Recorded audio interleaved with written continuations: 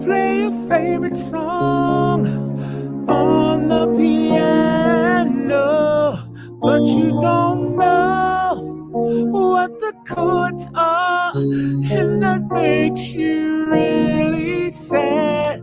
Let me turn your frown upside down. I got what you need. Welcome to my channel. Name is House of Jazz, the piano tutorial. Man.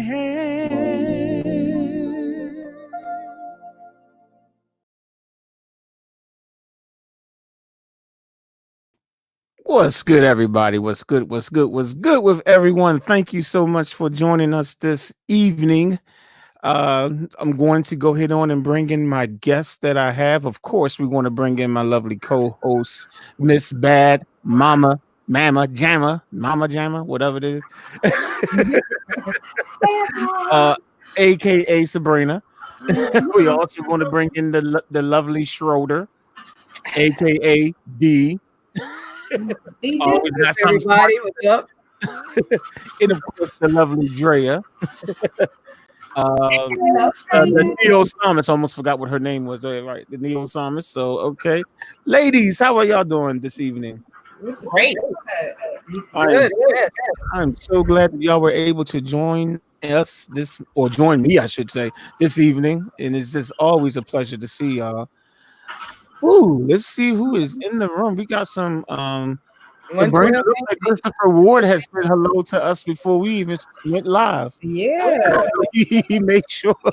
He made sure because we've been laying them out about being late. All right, so for those of you that are in the chat room, just a reminder: if you do not tell us hello in the chat room, we do not know you're there. So definitely say something so that we can say what up, what up. Okay. And Dee, I just wanted to thank Dee for her lovely view of her ceiling. Oh yeah, thank you, Dee. Your ceiling is very it's lovely. And, it's I mean, captivating. It just makes me think of heaven. Like, okay, yeah, that's the way we want to go. That direction, yeah. Yeah. It matches Richard's ceiling, background. No, but you don't see my ceiling though. Yeah. Maybe I need to turn another way. What's that? Yeah, what's that? Coming to America, right? Nobody laughing anyway. Okay. Drea. Yeah. What kind of songs you been singing lately? I feel like if you're a singer, you're constantly singing every day or something. What's the song on your list? What kind of stuff have I been playing? Or playing or singing? I'd rather singing. Oh yeah, I've just been I've been practicing a lot of original songs lately because actually when this like shutdown hit Maryland, my band was in the process of recording a project. We just started in January. Man. And we've been doing a lot of shedding and going into the studio for different things. And so now we obviously had to halt our schedule. And so I just been spending a lot of time practicing original songs, stuff like that. And sometimes at night I'll play. I've gone live a couple of times on Facebook just to do a little nighttime meditation music. I do that every now and then, but now that I'm home more, I have more time to do that. It kind of calms me and it gets me in the mode of worship or just in a mood to write. So I don't listen to a ton of radio. I have to be in the mood to listen to other people's stuff sometimes because I don't want to totally be biting off other people. So if I always have other people's stuff in my ear, I might end up gravitating towards it. So that makes a lot of talk radio. Okay. No, that makes sense. And then you'll be going to getting served court papers. Exactly.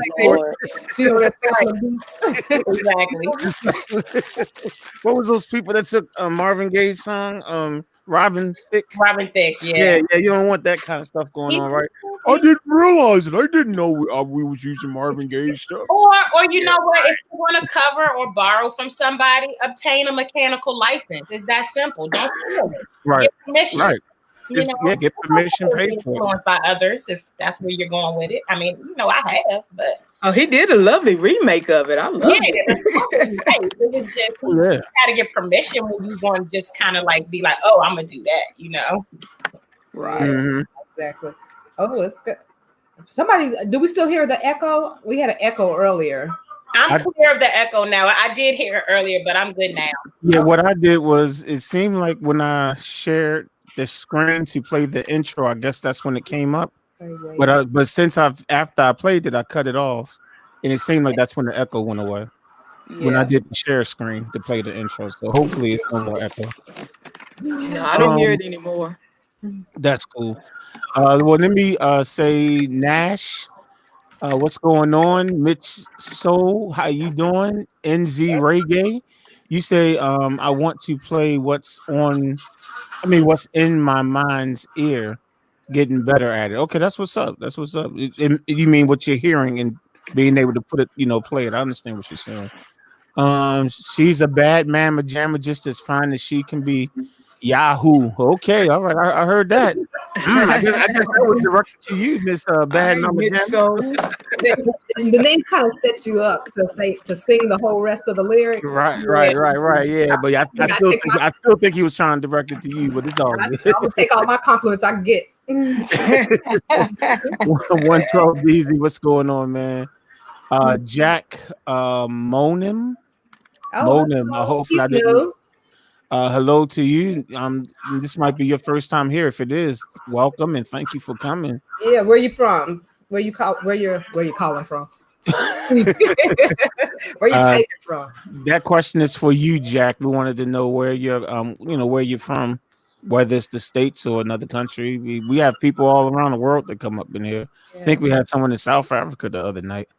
Yeah, we did. Mm-hmm. Being asked if I could play Wade in the Water for my next video. I don't think I was commissioned to do Wade in the Water.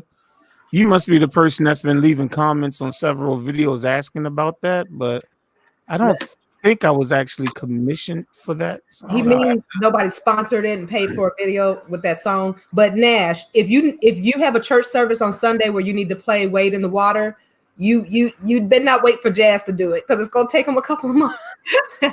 Man, a whole year. No, I'm just kidding. Here we go. He'll do it.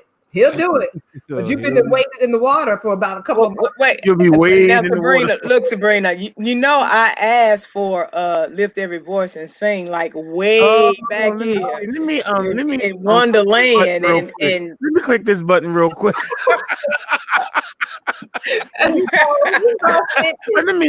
What happens when I click this button? Let me see what happens when I click this button. See, so like I said, it can be a whole year. For Wade, but something like that. Okay, one guy said he likes to play what he hears, what's in his ears. Yeah, he's trying to learn how to do that. He said he's getting better at doing that. That was NZ Reggae. Okay, so if you take a song like Wade in the Water and you sing it, Wade in the water, wouldn't you just go over there and press dum dum dum dum dum and find it, right? I mean, yeah, you can figure out what the melody is. I mean, that's always, there's no harm in figuring out the melody. Yeah, but I'm saying because I remember when I first started, I didn't know that concept. So now that if he was to go and learn Wade in the Water and do the dum dum dum dum dum, and clearly it's going down and not going up the scale. Oh no. Okay. Well, never mind. You're in E minor, but go ahead. Yeah. Okay. Well, it's going down, down, down, down. I was trying to hold that note right. Yeah, no, you sound good. You sound good. No. In the water. What's the next one? Is it A? But I'm going for in the water. And here go another one that always claims she can't sing. Now she goes do the next one. See what we got here, Dre? We got a whole bunch of non-singers. Everybody be faking like they can't sing. And Y'all not about to have No, me in let me tell you now. line. It's a difference between singing and singing. Drea sings. That's right. Yeah, Drea, definitely. She's the only Drea one on here that actually shine. SHANG, or is it ANNNNNNG? She just shine. Try it. Even try it. Like, no, that ain't true, Richard. Oh, it's true. You do shine.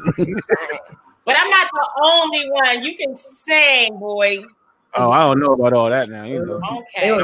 I might do some oohs Oh, and now who's being modest? Mhm. He is, because let me tell you something. I just listened to the duet you did with the young lady. It was a Carrie Joby. Yeah, I know you talk the blessing. I mean, like out of all your covers, like that's got to be in my top 3 favorite, man. Y'all sound amazing. Yeah, That I was a love good it. cover. Yeah, that one that took a minute to get that one done because we had to re-record vocals and stuff and everything. just right. Yeah. Hey, 112 D's. I'm the one said I can't sing. I'm a one-note wonder. Yeah. I wonder when it's gonna come back again. It circles back around. It seems like it keeps coming back around. To me, you keep saying one note wonder, but we keep hearing you sing like the last couple of live streams, D. You've been caught singing. Because you remember I had you doing the Temptation joint, and I said, sing how the new words again. And you did that on Wednesday, and then you sung it again on Thursday. And then you just got finished singing Wait on the Water in the Water just now. Girl. Jazz gonna make you cut an album with those three examples. Yeah, you thinking you gotta be on Spotify. He's like, I got Sabrina too. Sabrina, she's know I talked to her about a song too. So you know, I'm gonna get Sabrina up there. I don't know about that. Oh yeah, we know about it. We already talked about it too. We got a song for Sabrina. You know, so just don't hold your breath because I don't know. She might take a long time to record it, so I don't want no one to die. But we got something coming with 112 D's said, "Girl, please." But Nash, I'm trying to help you out on this one with the Wade in the Water because I want you to be able to challenge yourself and stretch yourself on the piano because I remember being where you're at, where you have a song that you really want to translate. And oh wow, 1 a.m. Yeah, I'm gonna hurry up and tell you this so you can go back to sleep. So when you hear that song, this is what helped me. Like I go over and I play what I'm hearing and find it. Like Jazz was saying, if I was in E flat, I'm gonna go and press dum dum dum dum dum, and you might be bouncing up and down when you find it. But I will say my struggle is I should be able to hear whether or not I'm descending or ascending, and sometimes that's trial and error for me. So I know I'm not at no position where I can be teaching anybody, but you got to hear when you got to move to the next note. So just go and do that one finger thing, and once you find the Wade in the Water with the melody, usually that first note and the last note can be a chord. This is again what kind of been revealed to me now that I'm trying to find, like trying to figure out songs. So now that I got dun dun dun dun dun. Now the other 3 dun dun dun dun can be single notes, can be the melody, but that first dun, you need to find that. Hopefully that makes sense because that dun might be E flat major, or E flat minor, or E flat minor, flat 5, flat 9, flat 12. Am I saying anything to make sense? It's gonna be E flat.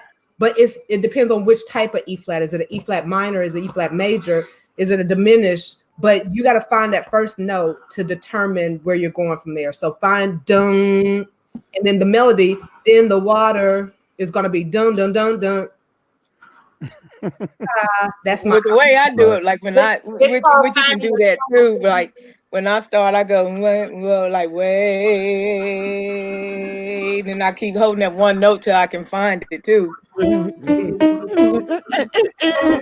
And just sit there until you found a note. Yeah. Same thing. Drea, what was you gonna say? No, what you were just describing, like you trying to find your home tone or your tonal center.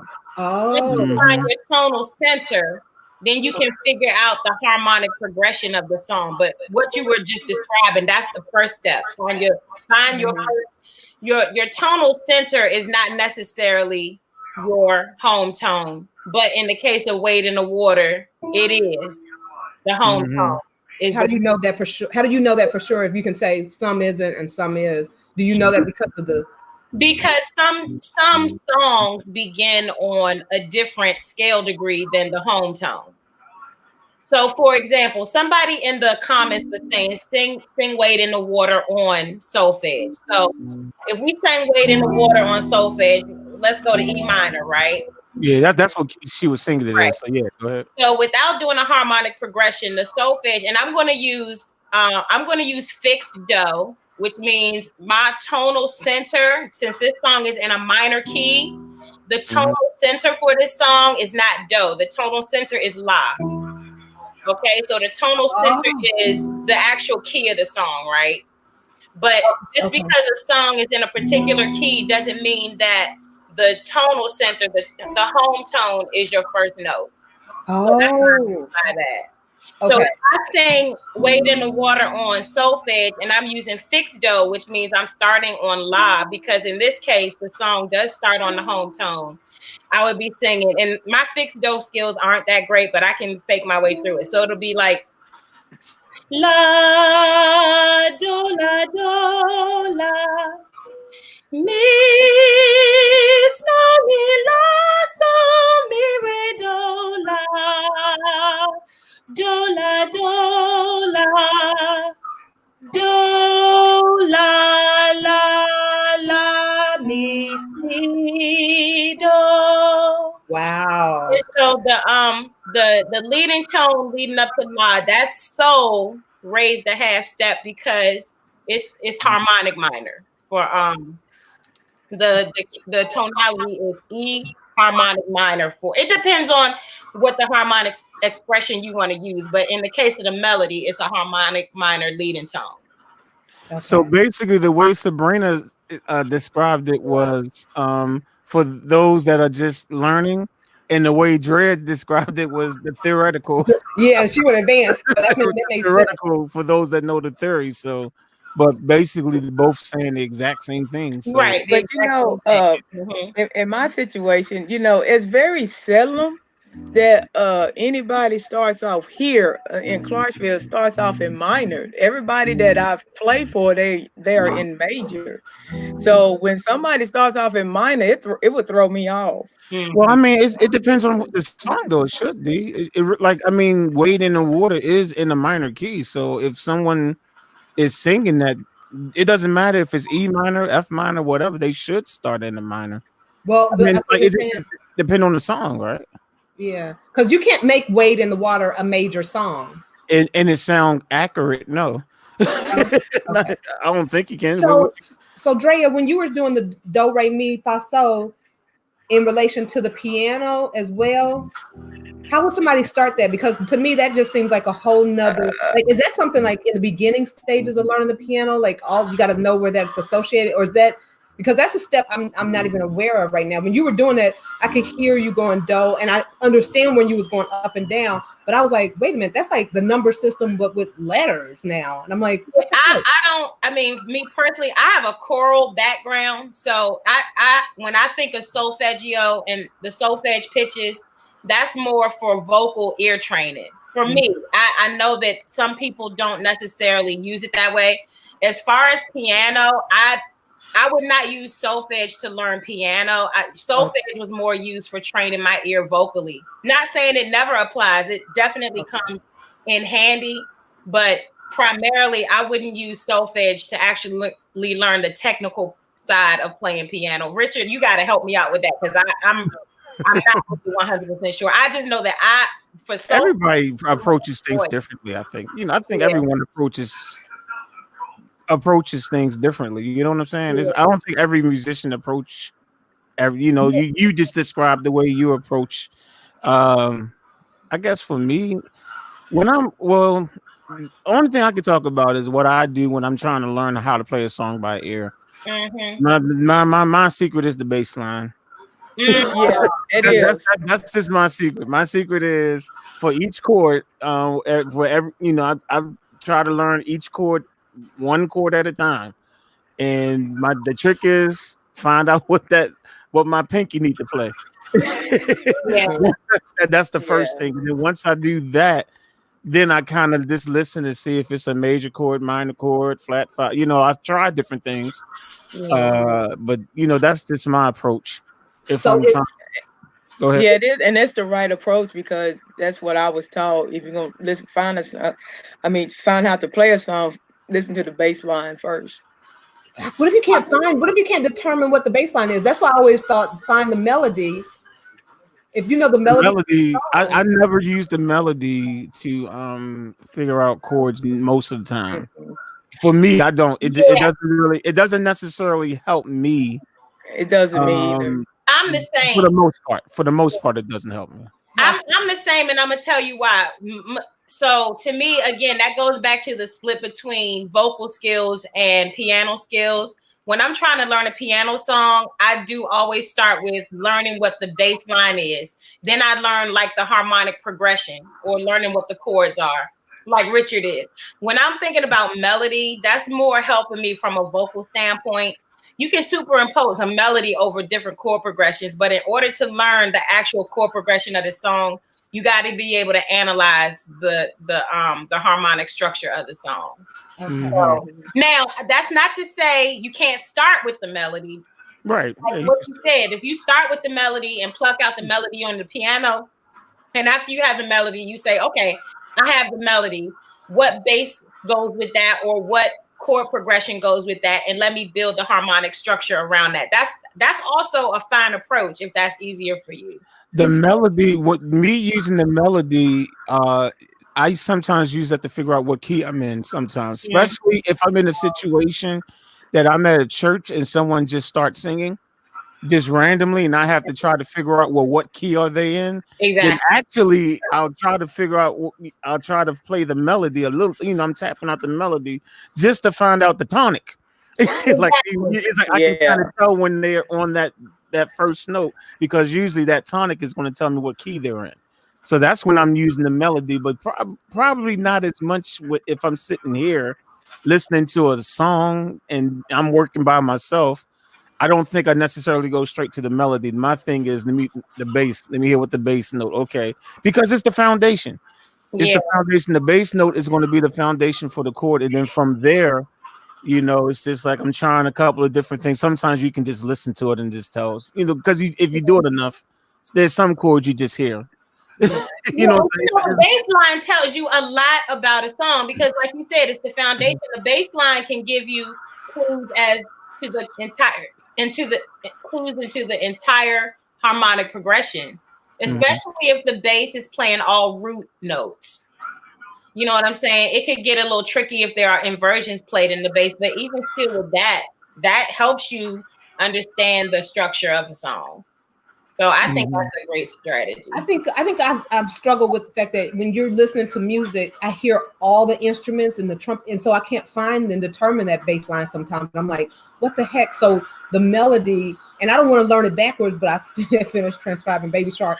But I don't want to learn it backwards, but I do have to find the melody first and then work from there, because I'm like, why can't I identify listening to a song on the radio? I can't even determine sometimes what the piano is doing.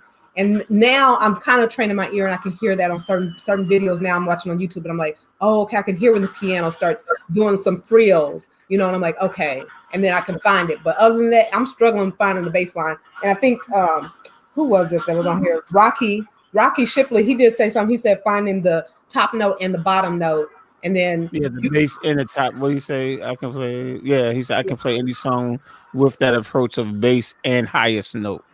Okay. Well, he said the trick is to find the bass note and the highest note. That's it.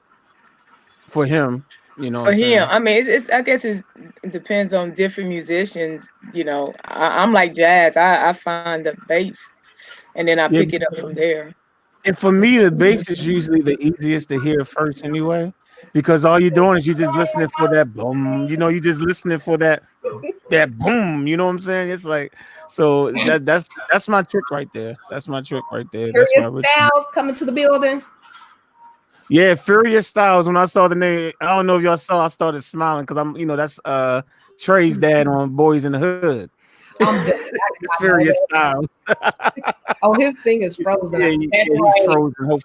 Yeah, hopefully he'll come out and come back in or whatever he has to do. Okay, but yeah, DJ Batman said if you read music, what you're saying, Drea, is simple. But I think that goes to the poll question, or the question on the today is like, what is everybody working on? Are we trying to work on reading music or training our ear? Yeah. My focus is really training my ear. I think I know enough about reading a scale and if I had to play, it'd take me about 45 minutes, but I'll play that song. But I think right now I just want to develop my ear to be able to hear the bass line. I never started out reading music. I always started by playing ear.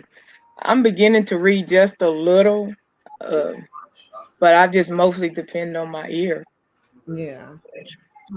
Yeah, I think, I don't know. Okay, Mitch So said playing by ear is all good, but I prefer reading the music because it's important to know where the notes are in the scales. Yes, okay. Now I've seen some pianists that's playing at church, and she's got the sheet music and the choir's going, and she's playing, and she can't really pay attention to the choir because she's so focused on that, and the song's going to end the way it's going to end. It's not going back up. It's not doing it because she's so focused on that. And so I can't even imagine if somebody got up there and sang something and freestyle, like she's not following them. Like she'd want the sheet music to what they're singing. So I think that limits you if you strictly are so, comfortable just with playing with music. I'm sure Drea can sight sing. What's sight singing? What's sight singing? When you're looking at you give Drea the sheet music, and she can just look at it and sing it. You can do that. When you have the hymn book, I'm waiting on everybody else to sing because I'm seeing the melodies jumping and you seeing all these notes, and I'm like, what y'all do? Yeah. And singing, reading by sight singing is my mode of reading music. I don't, and this is going to sound strange, I don't read to play piano. I can look at a piano score and know what it says and know what's supposed to be played, but I cannot sight play.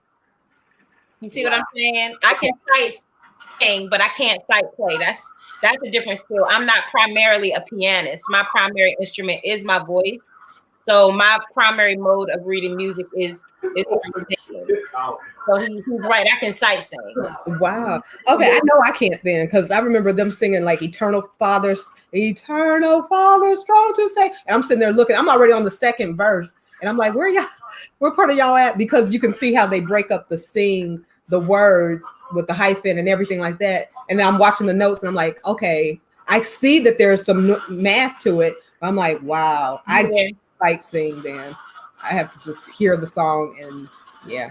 To me, I think when you read it by note, it's and this is just to me, that is taking the feeling out of, you can't really get into what you're doing because you got to look at the sheet music. I think when you play by ear and you pick it up, it gives you a chance to just kind of venture out and do different stuff that you can put in there, and it just kind of just make you just go with the flow. And that's just to me. I mean, I don't know about anybody else. That's just for me. I did a performance earlier this year with an elite group of singers, a great group of singers and an orchestra. And the director said something that really blew my mind, that I did not realize this. Because if you read music, you've been trained in Western music, but and I don't want to misquote him, but this is what I believe he said. He said that in the entire world of music, not just Western music, he's talking about globally, the amount of people that actually read music is 2% musicians. Wow. You said 2% musicians? 2% of musicians in the entire world actually read music. Oh, okay. So even from a classical sense too? He said globally, across the board. That's you're talking about 7 billion people. Western music is only one portion of the music that is in the world.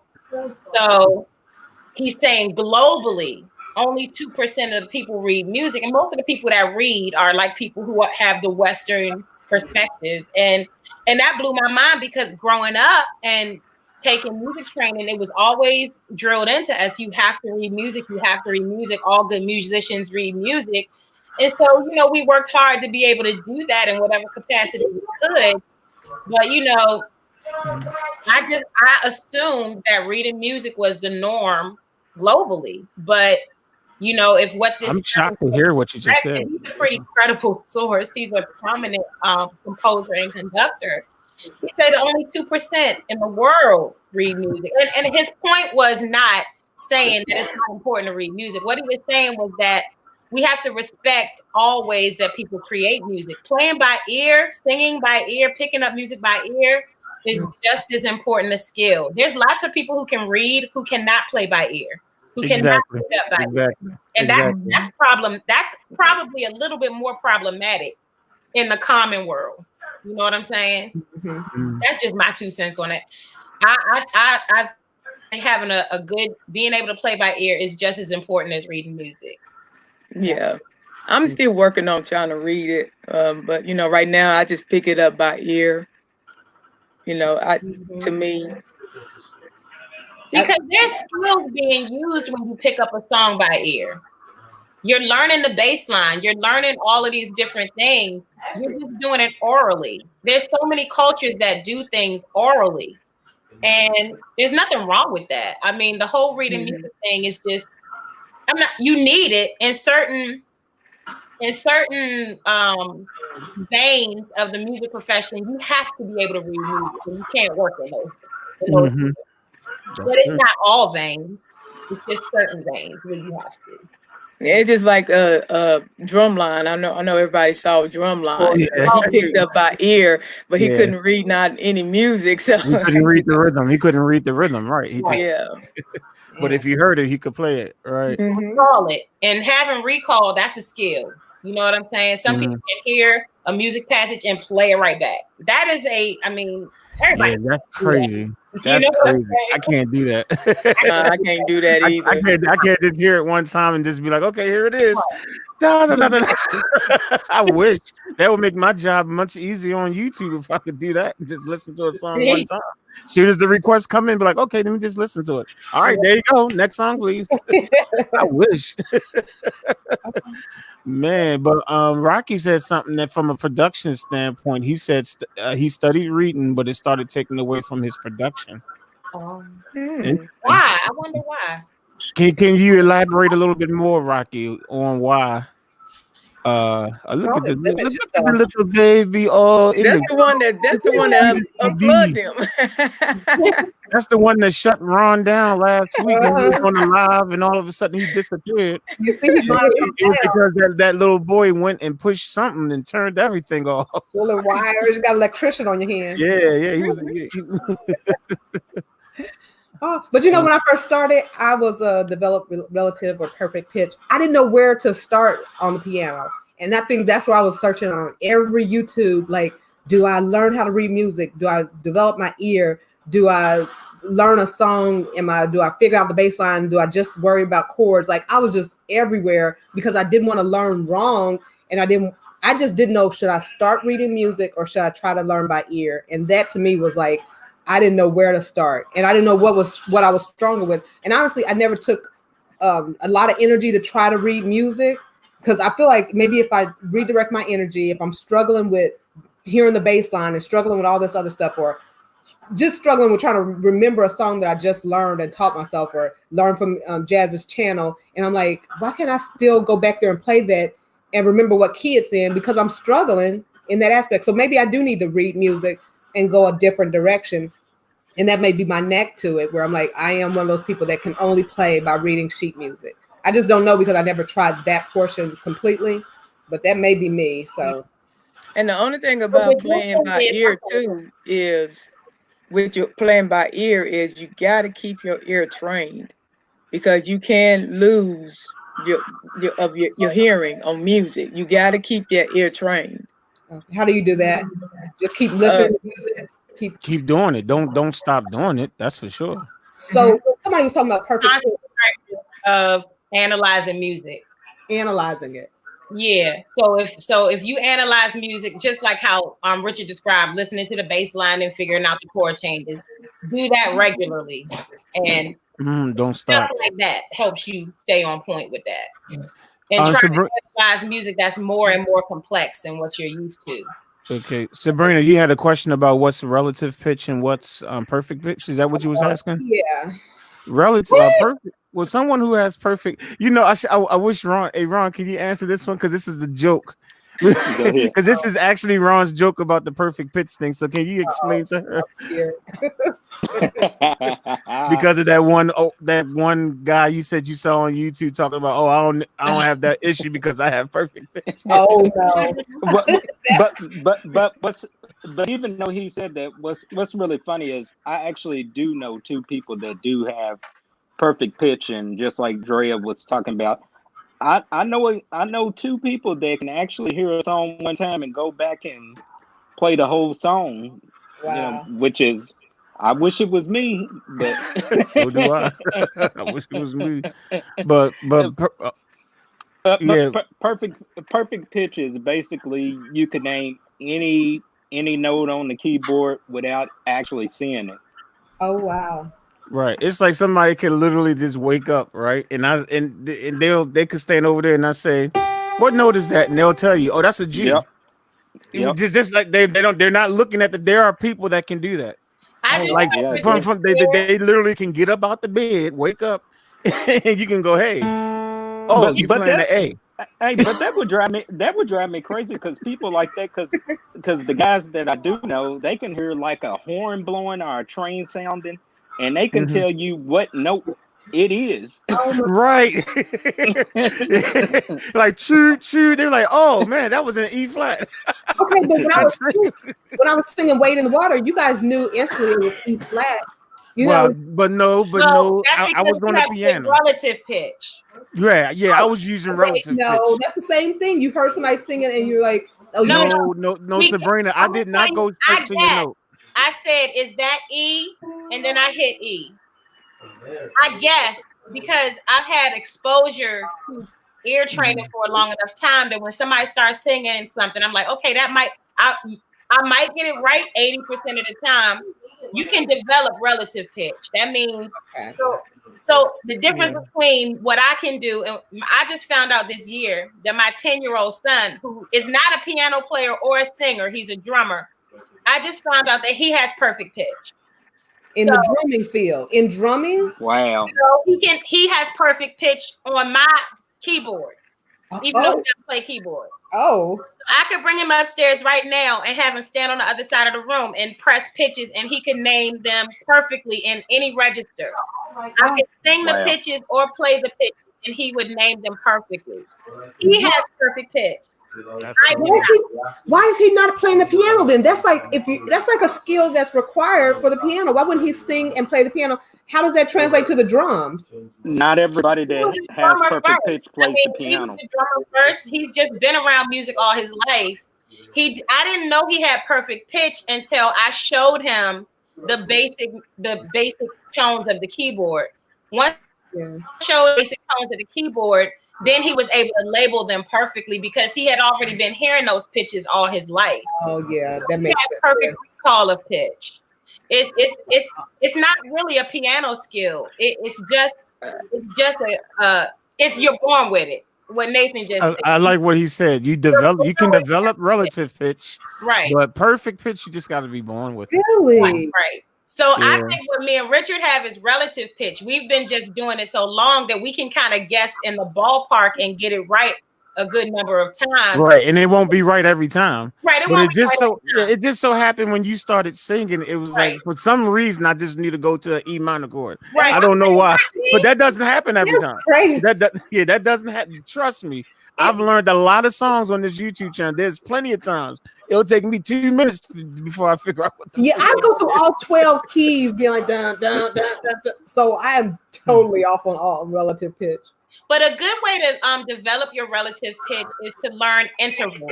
I think. Oh, okay. Sorry. Mm-hmm. No problem. Oh, you can keep talking. You can continue talking. No, I'm just saying.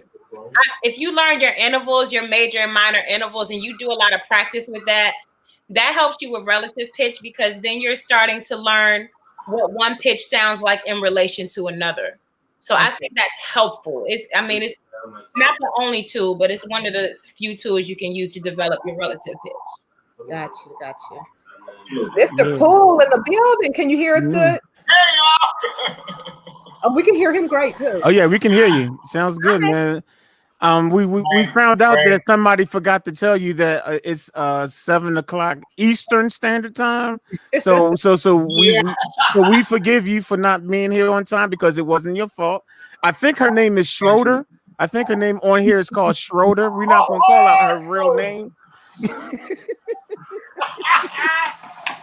Yeah. I've been laying down on wood floor, and I said I got to get back in time, so I was running like crazy. Got back, I said, okay, I'm in time. And then I said, my wife says, this is a different time zone. I'm like, oh God. All right. It's all good. Yeah, well, we're definitely happy to have you. Thank you so much for taking a couple of minutes and coming on here and just letting us be able to learn from you. And just ask a whole bunch of questions. So, yeah, when for those of you that don't know, do you have a little bio on him? Like Mr. Eric Poole, he played for so many artists that are out. That Luther Vandross, to name one, correct? Yes. That's intense. Traveled the world, is a musician that traveled the world and has played with so many people.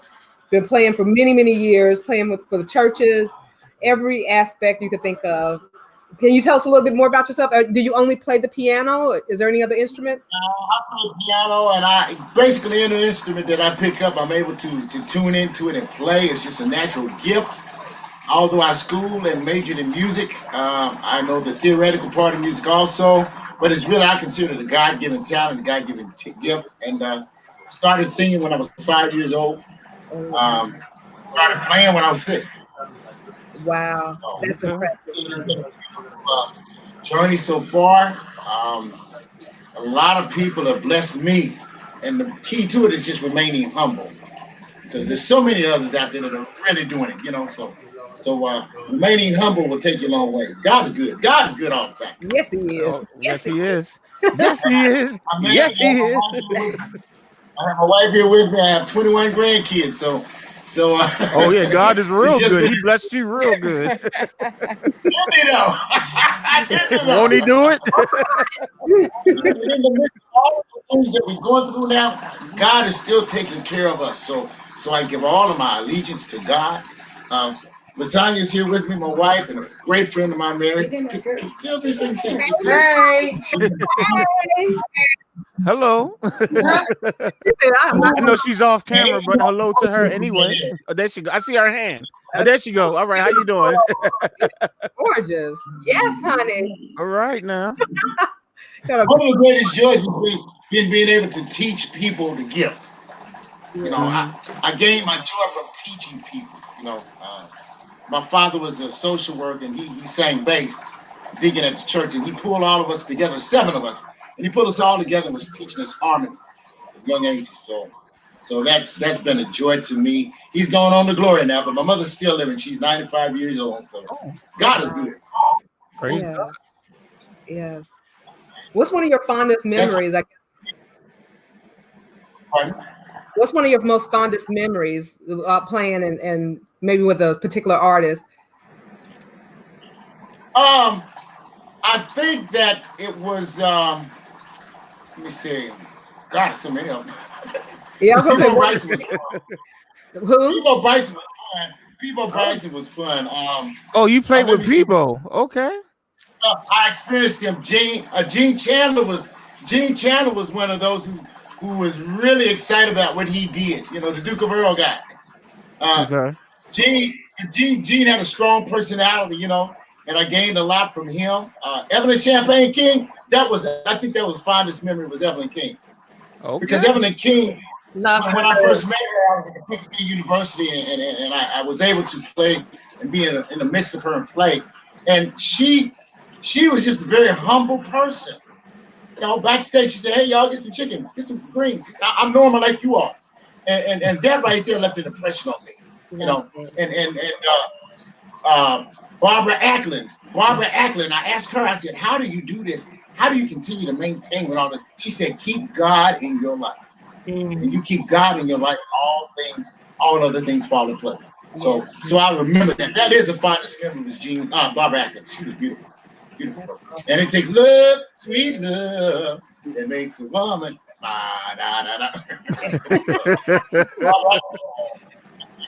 Yeah. So I have there was one question that came from the chat rooms. Someone at Rocky asked, "Did you play keyboards with Peebo?" I guess he wanted clarification. Peebo Bryson. No, I didn't play Peebo in Tokyo, Japan.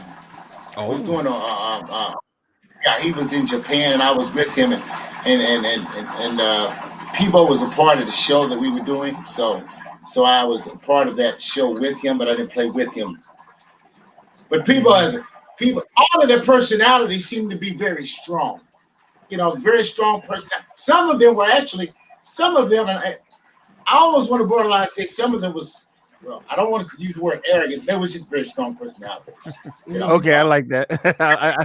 but we understand what you mean. But we understand what you're saying. Yeah. Some of them was sort of full of themselves, but there was maybe just one or two of them. You know. So how much piano do you play now? Pardon? How much piano do you get a chance to play now? Do you get on the piano as often as you want now? Yes. I have one here at the house. I have one in front of me right now. So I play it every Sunday morning. I exercise. Can y'all hear it? Yes. Yes, we do. Yes. Play something. Let me see.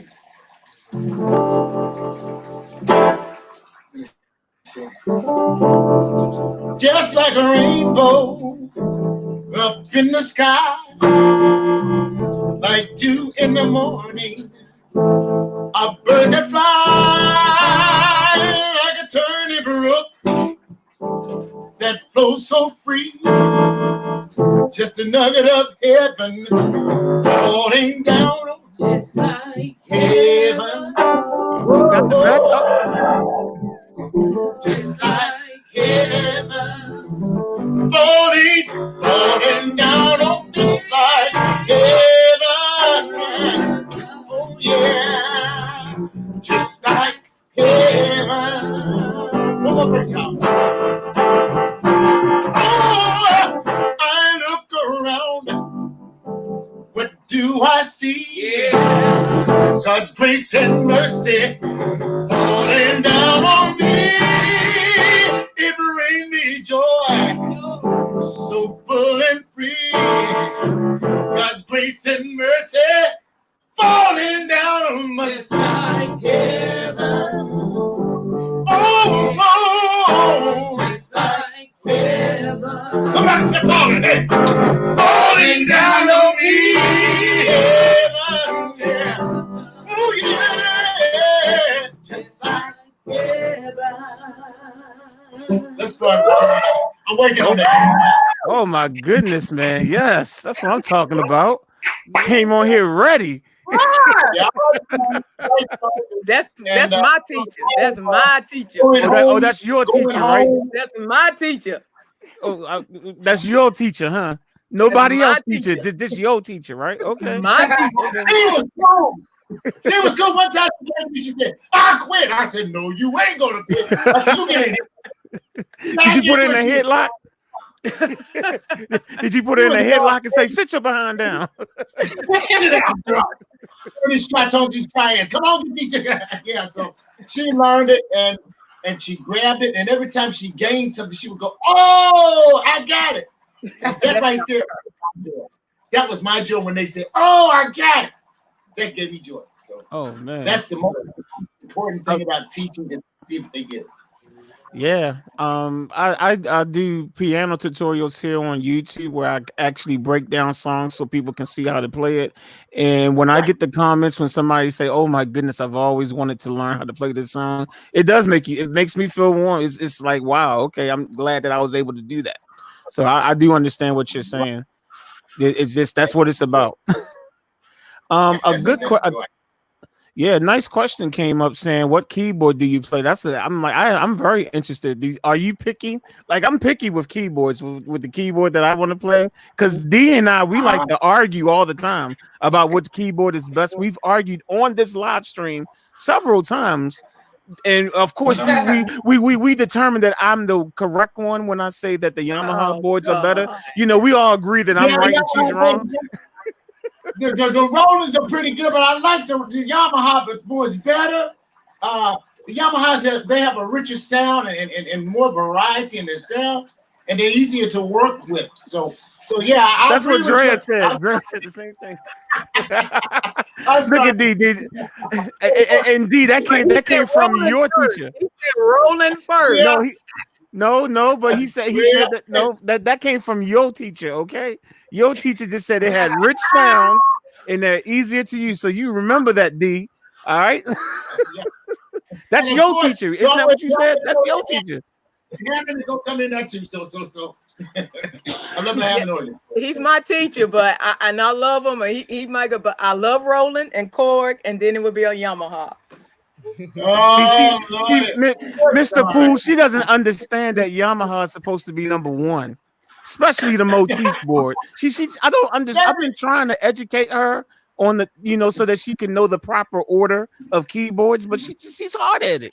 How do you deal with teaching somebody that's that hard-headed like D Adams? I consider it a challenge because even in the midst of that, I learned things. She said, "Well, what you go ahead and try this?" I said, "Wait a minute, well, I might be able to do some variety in that." So sometimes it's fun, and sometimes I just got to drill it out. No, you need this. This is what you use. He's been fun. I think I've been with D since he's been 17. Oh wow! Yeah, 17. Yeah, 17. We ever since 17. So I've been doing this for 50 years. Man, okay. 52 years. Wow. Somebody asked, "Do you still teach?" Yeah, I saw that. I was getting ready to ask that. Someone was asking, "Do you still teach?" I still teach. I teach every time I sit down at church. Every time, and there are people who come to me and say, "I wish I could do that." And I tell them, it's very easy to play. You just need the primary chords. You can play a song in 3 chords. Mm-hmm. You can take a song and play a basic pattern in 3 songs: the 1, the 4, and the 5. Right. You take the 1, the 4, and the 5. You can play a bass. Jesus, keep me near the cross. Getting happy over there. They can go play primary chords, and then if you do the primary chords, I start teaching them what I call little licks. Mm-hmm. Jesus, keep. See, I teach them what I call a triple. And then I have what I call a turnaround. See what I'm saying? Right. From the third, yeah, 6. And then start teaching them those licks. And before they know it, they're playing the licks. And when they listen to music on the radio, they begin to familiarize themselves with the licks that they're playing. Wait a minute, I do that. So teaching is a joy, and it's very easy. It's logical, it's numerical, Yeah, I do teach. Do you have perfect pitch? He's great. Well, okay. The name we named this particular live stream tonight, like, what's more important? And I would love to ask you this question, is get your input on this. This is what we was actually discussing when you came on just now, and I just want to get your input. What do you think is more important in your opinion? Being able to read music or to be able to play by ear? Well, what do you think is if you had to rank a number 1 and number 2, what would be number 1? Reading music or playing by ear? What do you think is most important? I think the most important, sounds strange, would be playing by ear, because if you play but of course you should have the knowledge of being able to read music, which I do. But when you're able to listen to music, that also gives you the ability to relate to people. Okay. Does that make sense to you? Yeah. Because I when I sit down at church and when I sit down and play, I read people, I watch people, and I can see somebody that's just about to get happy, and the things that are written down that you play, they're not in there. if you're doing it by ear. That's So true. you have That's to be true. able to do it in person and take that ability with ear. They're almost even, and take that ability with ear to get them where God wants you to take them. Does that make sense? Yes, it In does other make words, sense. I customize my music. I customize it to fit the person. Does that Okay. make sense? Okay. You Okay. ain't number one to, yeah. I want to make a person when they sing behind me, I want them to feel like they are a star. I want them to feel like they are the most important. That's the most important situation at that time, or the most important ministry at that time, the most valuable thing at that time when they're singing. I want to make them feel like they are really doing a thing, and they really are, because it's coming from the heart. That's the most important thing. It comes from the heart. You know, the people who sing, we're all professionals in our own way. But the difference between a professional and the difference between what people call an amateur is the fact that the professionals just know little tricks to do. That makes sense to me. It actually it does. It actually does. It makes a lot of sense. Listen, sir. Yeah. And I first started out singing, as I said, and my third grade teacher came to the house. She's still living. She's 105 years old. Oh. She pulled me out of the house to sing. I'm like, you baking? I don't know. She said, you're going to sing. And she sat me down and taught me to song. Jesus loves me. I know he loves me. His love is everywhere I look. In Bible stories and hymns we sing. So I sang that at church on Easter. And that was the first song I ever sang, you know. So, but she made me feel as if I was really, really, really on point. And from that point on, it just grew. They told me when I was 10 years old, you're going to be the minister of music and you're going to play for us. Oh, we got grown folk now. You're going to play for us. And I'm like, wow. And so they said, we need to tell us to do. And you got to, at that point in time, even though I was that young, you don't have to let self absorb you then. Does that make sense? Because some people grow up with arrogant musicians. And when we all play, we just play. We express ourselves. And to me, there's no, well, I'm better than you and you're better than me. It's just an expression of our soul. Wow. I know this is one of the big questions. This is one of the big questions I know that they want to know is, when you played for Luther, was it the big Luther or little Luther?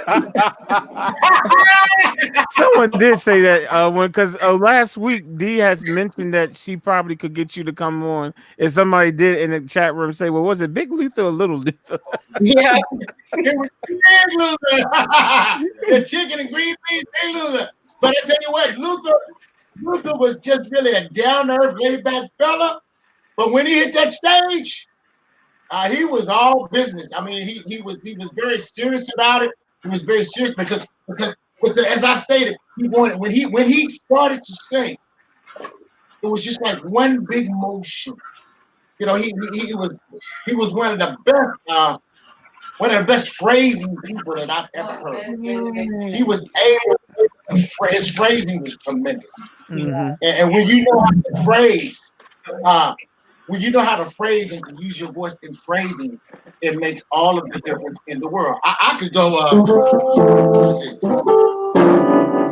I'm moving up to higher ground. Okay, that's just, you know, but if I go, I'm moving up to higher ground. Yeah. That's a total difference. Yeah, it is. Same song, but yeah. You know, so. And you're saying that Luther was good at doing that. Oh, he was tremendous at phrasing. It's his phrasing. And it becomes a way and a part of how you talk and even how you walk. Think about that. Because you begin to live it, you begin to breathe it. And as you breathe it and live it, that expression comes out naturally. It's nothing that you really work at. It eventually just comes out naturally. And then that's that natural time, that God-given rhythm that he gave us. And so you practice on it and work on it, and after a while, it's just a natural thing. It's a beautiful thing. But yeah, Big Luther. Big Luther, though. Okay. Did you? Some people always said that they heard they could hear a difference between Big Luther and Little Luther. Did you ever hear a difference vocally from when he was overweight, from when he was, in shape? Actually, when you lose weight, your vocal cords, it sort of changes. You see, everything up here is a cavity. Mm-hmm. And everything resonates from your cavity. I had a wonderful vocal instructor. I studied opera too. And if you have a big frame, you have a big cavity, which gives you a very rich and deep sound. If you lose that weight, you still, but you can teach yourself to still bring that. But if you have a trained ear, you will notice a difference. And that's it. Okay. Yeah, you will. Interesting. What's your favorite Bill Withers song? We just lost him this week. Did you have a Bill Withers song that you like? Did you ever work with him? And did you ever work with Bill Withers? Used to wake me up on Sunday when my hand grandma's hand. Yeah, that was what I really loved. Oh, grandma's hand. Yeah. Oh, yeah. Yeah, that's what I really like. Wow. The fact that he can hear that in his head and play it right now, just because. Right. I'm just sitting there. I haven't played this song in forever, but once again, you go to the one and go back to one. Oh yeah. So do you swear by the number system as a theory? Swear by the number system. I swear by the number system. Yes, because if you know those chords, the 1 to 4 to 5, you can't go wrong. Okay. I swear by it. You know, 1 to 4 to 5 playing, then you can play a basic song with the 1 to 4 to 5. It's very simple. People say it's hard to play those now. It's in your mind. It's not hard. So the 1 to 4 to 5 in the major and the minor, and you're good. That's right. Okay. That's right, and you're good. You just make those 3 chords, and you can come up with this. And then let me see, 1, 4, 5. Now the next thing I teach after I teach the 1 to 4 to 5 in basic chords, I'll teach the 1, and then I'll turn it around. I teach them that turnaround, which goes to How? What was that? See, I turn. So once they get that, they begin to have a little meat in what they're doing. You see, and what I'm doing is building bridges from one chord to the next chord. Okay. And once they get those bridges built, then I begin to add little things like the blues. That blues scale. Yeah, you see, I teach them that, and then so and then of course D is a natural Dorian mode. If you're doing jazz. All the white notes, natural Dorian scale. Right. Yeah. Mm-hmm. Do you have a favorite genre? Do you have a favorite genre? Like, do you prefer jazz or classical or gospel? When I'm at home and my wife is gained some love for it, it's jazz. I love to hear my jazz. And the gospel, I love gospel. But when I was in school, I hated jazz. And I went to the bass. I was telling this guy I was working for, I went to the bass player's house, and he was sitting there, he smoked a big old joint. And I said, man, what is it you're listening to? He said, it's jazz. I said, man, I can't stand that stuff. And he said, take it in. So this was years ago. And I began to find a love because I began to understand the smoothness and the musicality of it. So I love to listen to jazz. But I love all types of music. But it would be jazz and then gospel. When I was in Berchtesgaden, that's in Germany. And I was up there doing a show in one of Hitler's bunkers. And back in 92. Yeah. And I saw all of the mountains outside of a window. And I was in the midst of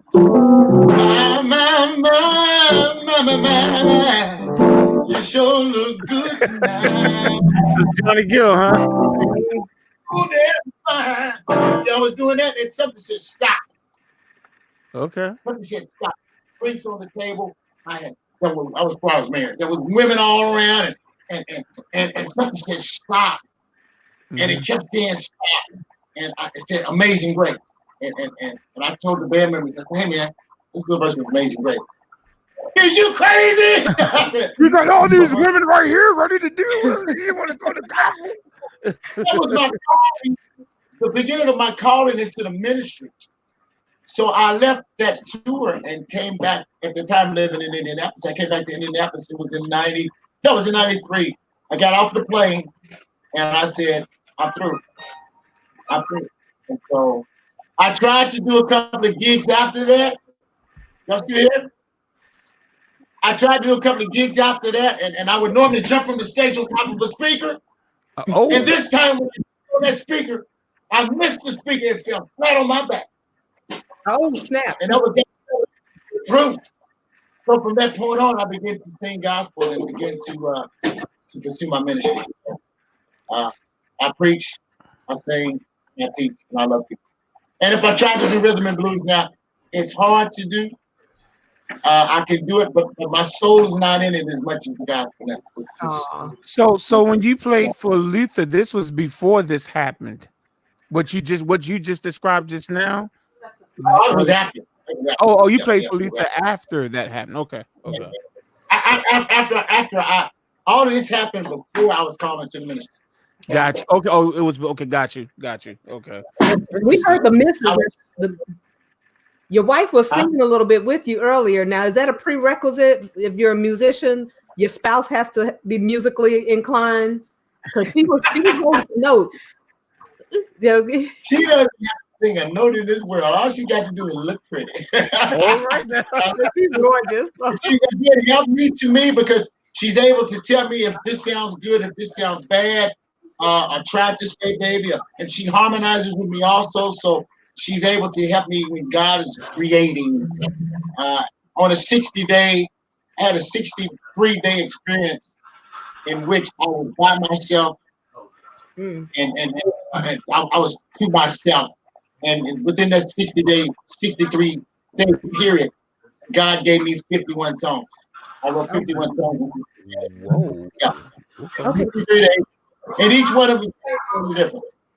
So, now, with that, your wife, okay, so we talked about it on a previous video about being in a relationship with the musician and how you kind of avoid burnout or how to keep the relationship strong when you're dealing with a musician. So in that time of isolation, I'm sure that was challenging on your family and your wife. So how do you guys how has she been during all your touring and not being able to, spending more time on the piano with your music? Well, I can be honest with you, very honest with you. During the 63-day period, my wife was okay with it. She's a people person. And as I stated, I have 21 grandkids, so she used that time with them.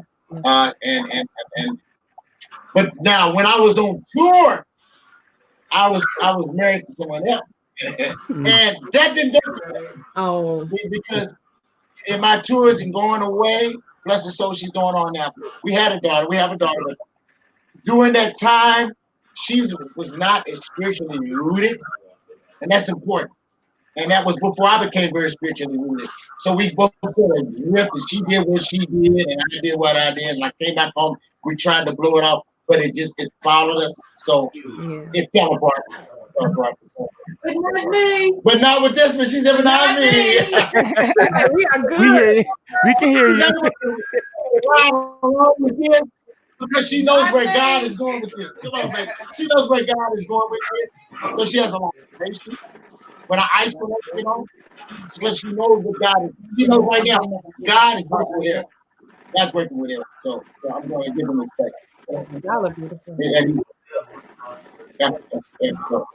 I'm curious, going back to when you was touring, how did you even get that type of job to be able to go on tour with Luther and some of the other artists? How did you even get that job? And what if there's musicians out there right now that's trying to get into that type of situation, what's the best way for them to get into that now? I'll tell you what, there's a friend of mine, his name is Randall Crow. He lives here in Evansville. He's an excellent guitarist. He's tremendous on guitar. And he's really heavily affiliated in the church. And when artists come through, as John P.T. came through and others come through, what they will do sometimes, they will pull a musician to sit in with them or put a musician to be a part of what they're doing to add to the flavor of their music. And so that's how that happened. Being around them, experiencing them, and able to be a part of that show with them. That happens. We play extra with that. So that has happened a lot. And that happens. He plays with just about every artist through here in the show. That's how I was able to be exposed to it. So that's what happened. Like back then, you was just playing with different musicians, and they heard you. Was on the quick tour in Honolulu, Hawaii, and we were there doing a show, and we ran into him. He was on the show also, on the show too, and people, you need extra people, and those things happen like that. That was years ago. It happened that way. And that's how it was able to happen and transpire. Now, people say, well, if you're doing all of that, then why aren't you out there with them and all this, yada, yada, yada. You know, life experiences and things like that. It's just like when I played for Barbara Ackman and Gene Chandler. I was affiliated with a gentleman by the name of Billy Wooten out of Indianapolis, an excellent violinist. He's going on also. But he had to gig with them because he and Gene were friends. And so as he and Gene were on stage playing, I was part of Billy's jazz band. And that's how I became a part and experienced Barbara Ackman, Gene Chandler, you know, and other people. That's how I was able to happen. And in the midst of, where were we at? We were in Yokota, Japan. And B.B. King's son took us out to lunch. And B.B. was there with me. So they're normal people like we are. And they want a good sound. And if you're in the right place at the right time, it's easy for it to happen. You know, most people say it's hard to do. But my brother is an architect. You know, the big Capitol building in Washington that had all of the what are they called, frames around them when they were fixing it, scaffolds. He's an engineer that conducted that thing. He was head over that. And he tells me, Eric, United Adams and other people, they just go to church up here regularly. You see them all the time. So being a part of in those arenas at the right time, we can experience those things. Yeah. You have to circulate it. Yeah. People don't do that. It's hard for people to believe that. Who was it that came here? What's the guy with the white hair? Vance Allen. He was here for a funeral. And Yolanda was here for a funeral for one of the keyboard players. And he was at the church. And had I been there at the church, who knows what would have happened? The church musician played the soundtrack. But it's easy to put yourself, you have to put yourself in those situations by knowing that simply by asking questions. My brother says Yolanda, she goes just like everybody else. You can go up to Yolanda, she's a very friendly person. You can just hand her a CD and she'll listen to it. She has a radio show. So it's very easy to make it happen. You just have to pursue it. Wow. Okay, just got to pursue it. I like that. So you got a lot of family. Who else is talented? You know, like your kids, grandkids. Who you passing this talent on down to? All this knowledge and networking and information. Oh man, I have a young man as well as Deshonda. His name is Chris Gardner. I've taught tons of students, but Deshonda and Chris are my star students. There's another one. What's his name? Down in Guthrie. Those are the ones who just really grabbed it. And Chris is touches and chord movements. I'm like, hey man, how you do that? Tell me that, you know. That's powerful. And the thing about Chris though, and he's on Facebook, he's a spiritual young man. His musical talents is just outstanding, and as well as Deshonda's. But I want my students to play better than me. I want them to have. I want them to use their talent as God gave them. I want them to be able to shine their light. But when I experience people like Chris and people like Shonda, man, it's just a joy. So I feel like I have passed it on. I feel like I have passed it on. Now, when he say Deshonda, he's talking about me. I don't know why he said my whole government name. But Oh yeah, that's right. Put it out there. Deshonda Adams, right? God. Deshonda. What's your middle name, girl? Let me write it down. That's beautiful. So those out there that thought her name was really Schroeder, it's not Schroeder.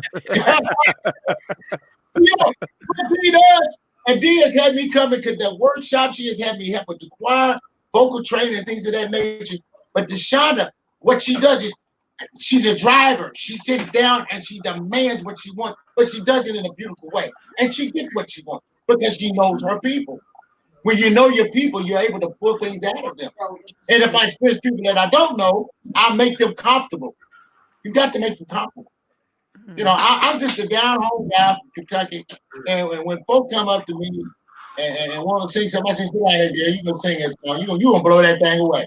She said, "I can't sing." "Oh, you can sing, baby. Let's make this thing happen." And they become comfortable. And when they become comfortable, they dare to do.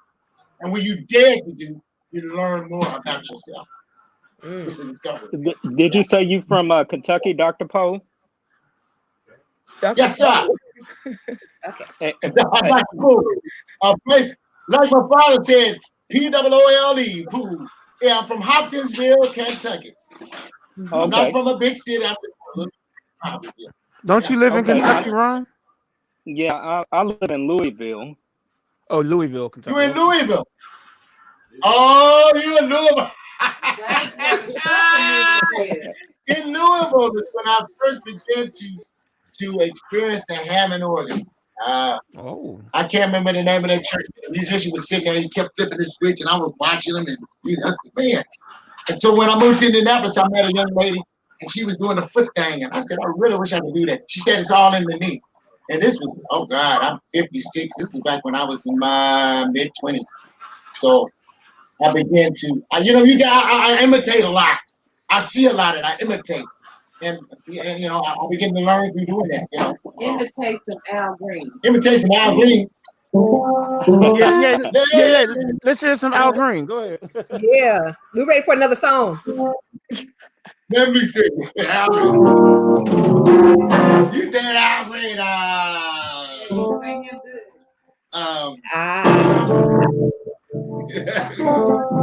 would rather be. Oh, Lord, yeah. Just like him. I'll put some of that in there, some Al Green in there. I might put a little, what's his name? Let's see. Y'all just listen. Let me see. What's his name was one of my mentors. I really loved him.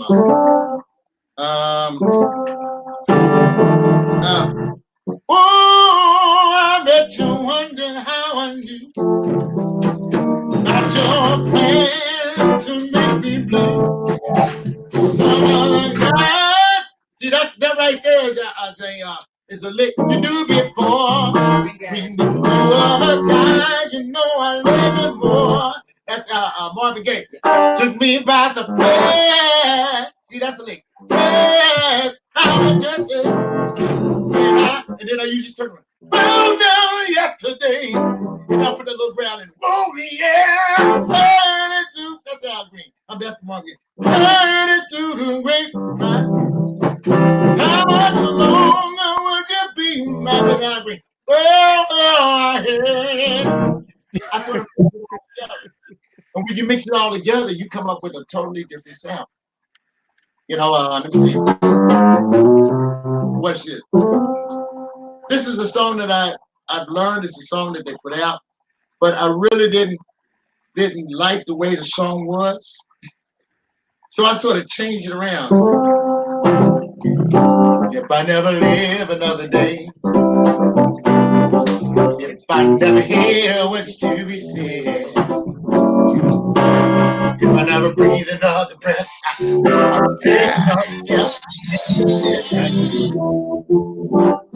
if I never hear what's to be heard, and if I never speak another word, I'm gonna raise my head and say it again. I want to say thank you. Thank you for all that you've done this far. Thank you for being the God that you are. Thank you for food on my table. I know that I want to say thank you. If I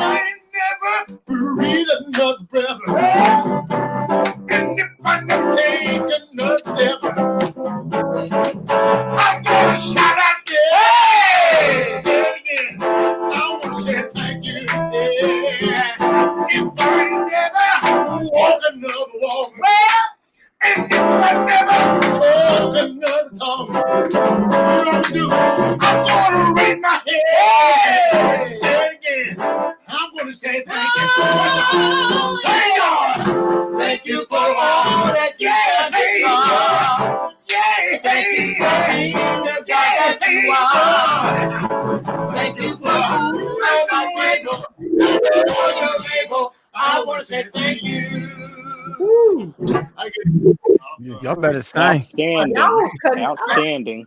See, all of those musicians that are naming it, I had them all in the mix of all of it. Because I use licks from all. La da da da da. La da da da da.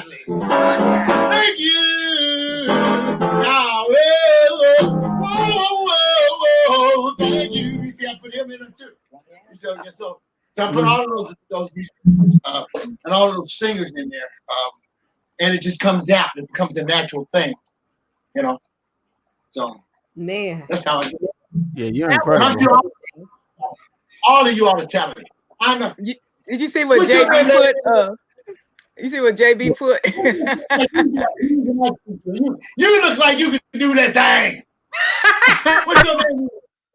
What's your name is in that black and gray? What's your name is? Which one? Sabrina. Oh, me? Sabrina. Yeah, Sabrina. You look like you could tear out the church. Am I brought that mic? You look like you get up there and make people just jump all over the place. No, and the no, one no. over here in the white, she look like she just stand there, look like she can't do nothing to just blow them all away. That's how you look. Out of the crew of people. She's sitting there saying, yeah, let me go do what God tell me to do. Get up there and everybody like, ah. That's what we're looking at. No, you had it right. Drea, this woman can sing. Oh my goodness. And you can't. No, but I love seeing when the way how you were worshiping right now, you and your wife. Oh, I will join in with y'all in a heartbeat. Yeah. Honey, Oh, that's good. Thank you. yes, I'll be up there dancing and shouting with y'all, running the aisles. Mary, she was also she's a choir member. I have a friend named Willie Killebrew. He lives in Hopkinsville. He's a heck of a saxophonist. He was the saxophonist for the SOS band. And he's a good friend of mine, see? So once more again, he's a good friend of mine and he knows people. You see what I mean? How easy it can be? Yeah. And so he comes and he plays. He called me not too long ago and said, hey, man. He real cool talking. Hey, man. I said, yeah, well, he said, you got any gigs coming up? I said, I might have a few coming up. But they just call me if you need me. So, but he's involved in the church. You see, so when you keep your focus on God and what's going on. Because all the traveling, like you do a radio interview at 7 o'clock in the morning. You get up at 4 o'clock. You get through the show at like 2 o'clock in the morning. Then you get up for a radio interview at 4 to be ready for 7. And after you do that, then you got to go jump on a plane. You get off the plane, you got jet lag. You do all the day to practice again. And it's just a running. And after a while, you get tired of it. You get tired of it. People say, oh man, I just can't wait. All the money and all of that. When you stand on stage, that's not even that's part of it. That's a very small part of what you have to deal with when you're dealing in the musical genre, music arena. That's a very small part of it. When we stand up and sing, it's a result of a lot of practice, a lot of work, a lot of effort. And that's why you have so many musicians that are running out there. They've done all this running and getting on planes and jet lag and worried about the money. And they sit down and they're tired. They got to do a show. They say, well, I need something to pep me up. And they start with those caffeine pills. And then it goes to something else. It goes to something else. So that's one of the reasons God called me. And I backed up and I jumped off of that thing, off of that bandwagon. I was almost there. A couple of more people, I probably would be doing that. But I'm so glad that God has placed me where I am now to help people and to minister. Yeah, because you met me. Yeah, she always says to the man.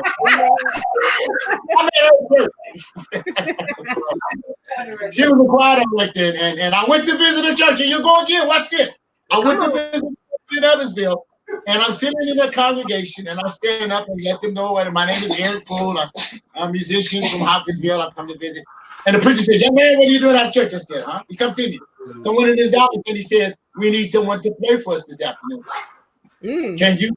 And you see how that happened. So I went with, he said, get with the choir director and she'll tell you what to do. And I said, young lady, beautiful woman, young lady. I said, are you the choir? Now she looked at me, she said, sir? I said, yeah. She said, are you the musician? I said, yes, man. And that's how I met my wife. So, I mean, being in the right place at the right time, you don't know who you will meet. I ran into some guys on Facebook from Florida. And they're in a quartet. My wife is constantly taping and showing people. And they want me to come down and join them. I went to visit a church last year. There was a quartet that came down, beautiful musicians, but the singer was sort of weak. The guy says, "Young man, come up here," because I did it. I've done the devotion. And he says, "I want you to take this mic and I want you to do your thing." And now they want me to come to Louisville to be a part of the quartet. So it happens. And that's an opportunity for me to use what God gave me with my music that I wrote and showcase it. So hey, let me know when you when you in town next. I would love to meet up with you. I probably could learn a few things from you, sir.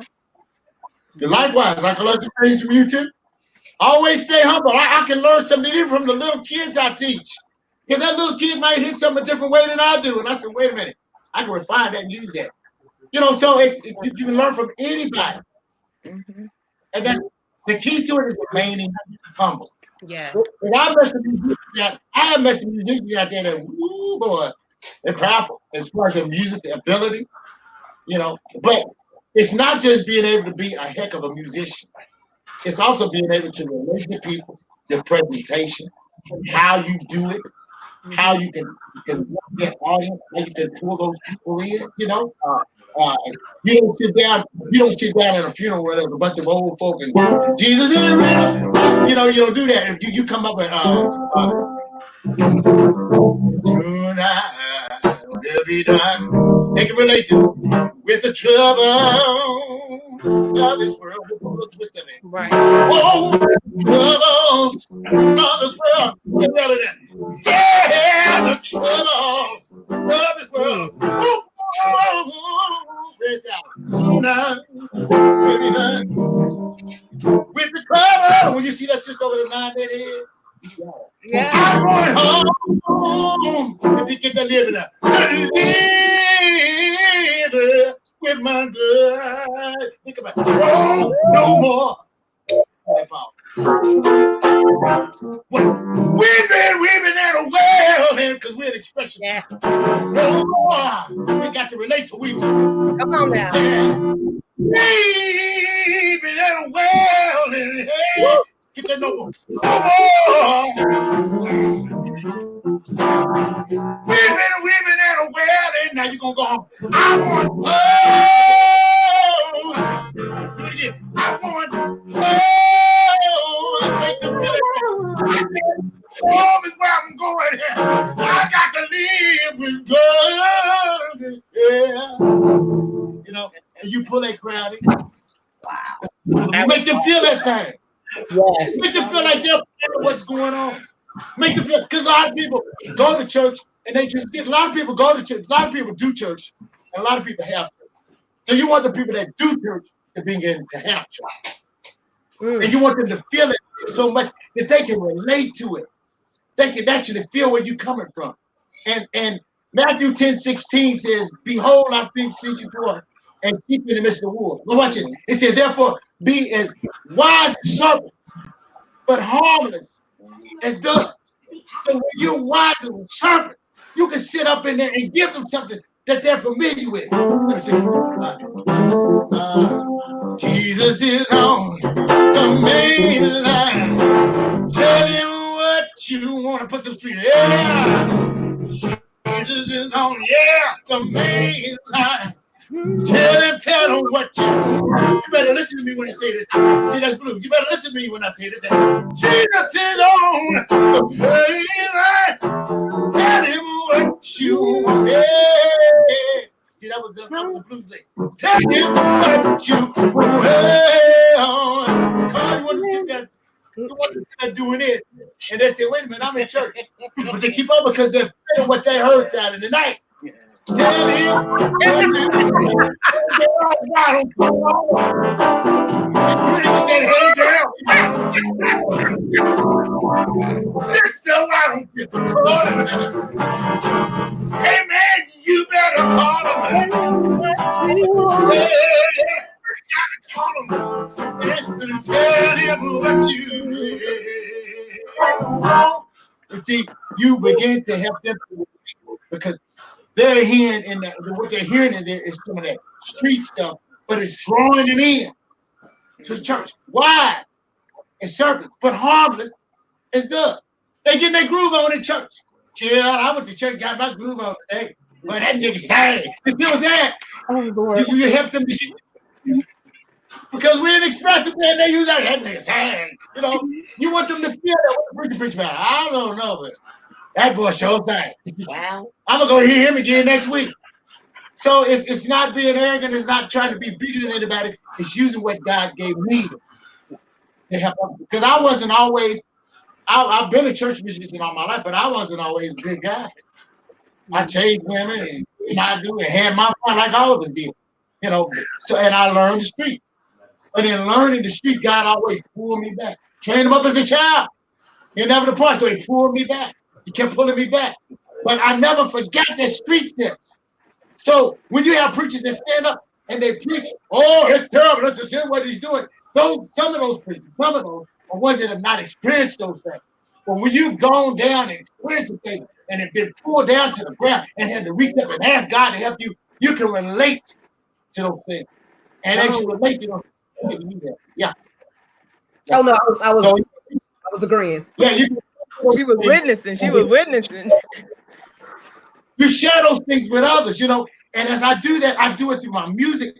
And when I sing, I look at people. I express people. There's nothing wrong with stop playing and stand up. There's nothing wrong with walking out of the congregation, shaking the head. Radical. That came from Western to play for the Mick Jagger. I was in what was that? I was on that island out there. They went out there in the South Pacific. I can't remember that name of that. Okinawa. And they were doing a show. And I had a chance to speak with Mick Jagger backstage. And I said, man, how do you do this? He said, man, you got to be radical. You got to be radical, man. I'm like, what do you mean? Smash your keyboard on the stage. He said, wait a minute. Throw your guitar. Jump in the crowd. And so I literally jumped off stage and they surfed me around. And that was the beginning of me being radical in what I do. And when you're radical, it draws people because people are not accustomed to seeing diversity like that. They're not used to a person singing and he get up and walk down in the congregation and sing to them and shake their hand and hug them while they sing. See, so I began to become radical like that.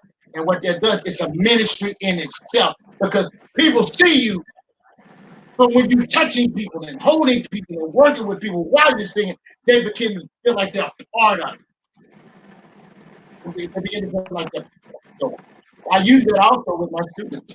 I get them there, come now. I'm gonna take your hand now. Come here, I'm gonna take your hand. Don't get scared on me. I'm gonna take your hand and help you play this chord. Come on now. And after a while, they become very comfortable and happy with it, and they begin to put forth their best effort to make it happen. And they do it. So that's how I do what I do. I never meet strangers. Although I'm an introverted person, I really am. I really listen to myself. But when I get out there in front of people, I express myself and let God use it. And that makes all the difference in the world. Yeah. I do have some things on YouTube. Eric Poole and Complete. The name of the group is Complete. Eric Poole and Complete. And the word complete came out when I was writing the songs. I was writing them, and I would write complete and put a circle around the C. I would write a C, put a circle around it, and check it. That song is done. And I can continue to do that. And after a while, God says, you're going to name your group Complete.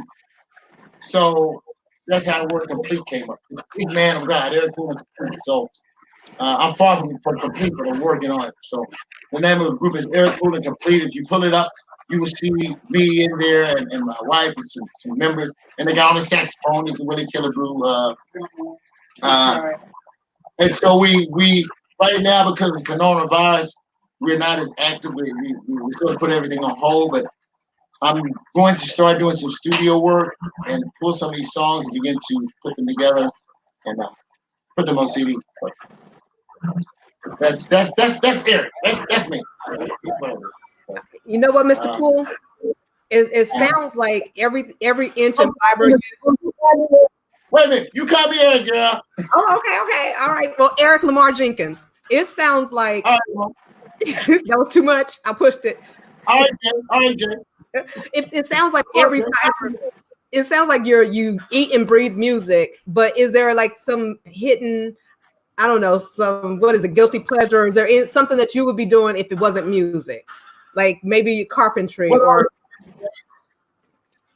what I was doing today, a young man, is my brother-in-law had attempted to put a floor in for his cousin, and I went over to see him, and he was having trouble doing it, so I offered to help. I do a lot of construction, a lot of carpentry. That's ironic, isn't it? I can build houses. I tear things down and put things up. And what it does, it gives me joy to do that because I'm helping to build something or put something together. And the young man was like, man, I just love it. It looks good. He said, I put that jazz on. You just get the bopping. And so I'm really high energy that person. And so I'm listening to the jazz music. And what I'm doing is I'm learning chord structures from the jazz. Wow. I'm refamiliarizing myself from the chord structures with the jazz while I'm putting down this floor. See, that's what I was doing when I came in. I had my work clothes on, and I slipped this on real quick. But I do a lot of construction and rebuilding of things. So I love to do drywall and painting. I kind of sense. Okay, so my question is, we had on the week on the live at one time, do you ever get burned out? Have you ever come to a point where you just got burned out that, just, look, I'm tired. I need a break. Dealing with our people and our folk, you get burned out. Because if I got 50 choir members, I have 50 different personalities. I have 50 different attitudes. I have 50 different people I've got to try to bring to one accord. And a lot of times you're doing music and doing music and doing music, and it becomes mundane. It's the same thing over and over and over again. That's why I took some sort of change words up there. So what? Because you will find yourself burned out, and you will find yourself soggy, and you won't have too many bright ideas because you're burned out on what you're doing. It seems like it's the same thing over and over again. And I've had that experience. As a matter of fact, I've been laying around here for the last 2 months, really just sort of in a burnout phase, just sort of sitting back and allowing God to send me, because the Bible between what is it, Malachi and Matthew, there's a dead space in there, 600 years of silence from God, 600 to 800 years of silence from God, and sometimes God will give you silence so you can just sort of sit back and regain yourself. Yeah. And then all of a sudden he'll speak to you again. You start having ideas and it's popping in your head. So, but that's hard to do in today's time because you have to keep going because you're dealing with folk. Right. So, you're dealing with folk for those of you who are singers every Sunday or in the choir every Sunday or in church every Sunday, like me, you have to deal with that every Sunday thing. So you go through a dry patch. But a good way to do that may be, and some of you may deal with it that way. Some folk don't want the choir members to have any input because some of the choir members can get aggressive in terms of wanting to take things over. So you have to be careful about how you do that. I play for many choirs. I play for many 300 voices, and I play for as few as 3 voices. And so you have to be careful with that because some of them can think that they can keep bringing music. So you have to sort of pick and choose which one that you would asking confidential. What do you think? What is this something that you like? And you have to be careful about that when you minister music for big church. Because you're having a problem. So you have to watch that. If you do that, you can gain ideas. And I listen to jazz. When I listen to jazz, it calms me down. It gives me a peace of mind. And then I may switch over to gospel or country and western. Yeah. Every time that I raise my hand to you, it all turns out. And what is it? I wrote a song, but I can't read the words right now because so much stuff is going so fast. But it was a country song. It was a country song because I was in the country. Every time I raise my hands to you, what the message was every time that I raised my hand to do something, it never turned out right until I raised my hand to do it. That was my idea. So every time that I raised my hands to do something, if I did it on my own, it never turned out right until I raised my hand. And remember those when he was sitting there with his hands up, and every time he got tired, Yeah, so it came from that. Wow. And when you write the music, make sure you copyright the music because I wrote several songs and I went to this guy. He said, "I record you free," and I recorded a song and I thought I was signing the copyright material. And when I looked up, when the copyright papers came to me, his name was all over, and my name was nowhere to be found. And my wife told me, "No, she said, don't you do that." But he was acting like he's a good friend of mine, you know.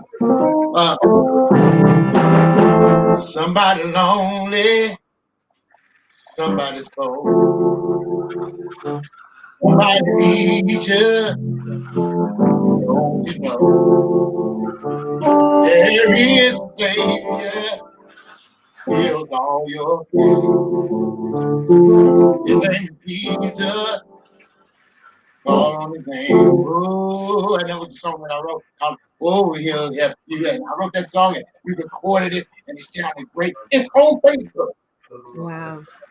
No, it's on YouTube. It's on YouTube. YouTube. Okay. Call on his name. It's on YouTube, and his name is on that song. So I really stopped performing that song because if that song hits, guess who gets paid? Ah. So He does. Yeah. Mm-hmm. He recorded me. Yes, you bet. Put me on YouTube. Very cool YouTube. Called on his name. And I'm sitting on the organ and everything. And I played that song and sang that song. He recorded it. And we did the paperwork. And it came back. His name was right. And Wow. Pray and listen to your wife. She says he prays and listen to your wife. So copyright your material. Whatever the idea is. Copyright. That's why I've sung partially these songs. You know, because you never know. Some people just might like the song well enough and say he ain't gonna do nothing with it. But you got to be, it's a business too. You got to be careful. You know. I like how you said. I like how you said you listen to country and it kind of influences some of the songs you create. Now we were talking about adding secular music into gospel, into a gospel music. Sometimes like, what if somebody used an example of I don't see nothing wrong with a little. What do we say? What did we say yesterday, Schroeder? With a little, let me pray you up and down or something. 112 DZ. Yeah, something that 112 said or something like that. Yeah. 112 said that. Oh, how do you feel about that? About when people, people kind of. What was it? We got some chords for that. Here's an example. Well, he can work it out. He can work it out. Oh yeah. Yes he can. Yes he can. Yes he can. Oh yeah. Whoa, whoa, whoa. Yeah. So every now and then you put a flavor in there. It's all right. Ray Charles did it. But some people, the old schoolers, don't like it because they're saying you're praising two different gods. But if it is, I feel that if it's an expression that you use and it's used in the right way at the right time, it'll work. But what if the original song?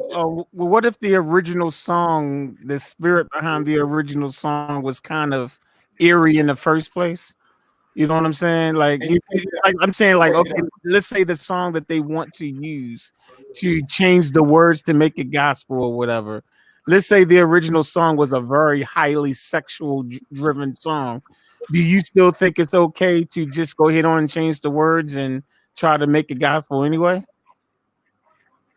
I think you should be careful in that area because you still have some Bible thumpers around here. You know, I took one song and I really didn't do anything with it, but I thought about it. I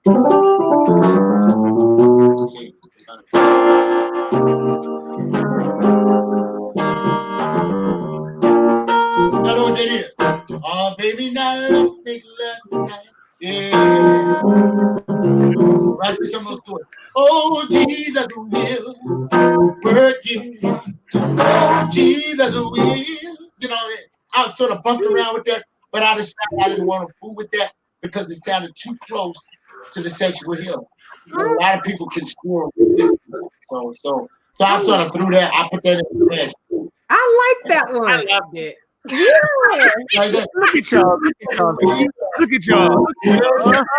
I got my eye on board. Look at Drea. Drea gets some idea. She's sitting there like, hey, Keith. I'm your friend. He love you today. He worked it out. Oh, Jesus will. You know, put some of that. What's the boy's name? Turn the lights off, guy. Turn the light. Turn it on. Jesus will. He will. That aggression. Yeah, give it to him. Come on now. You know, you can do that. I'm traditional, but I'm aggressive, but I can also be smooth. Father,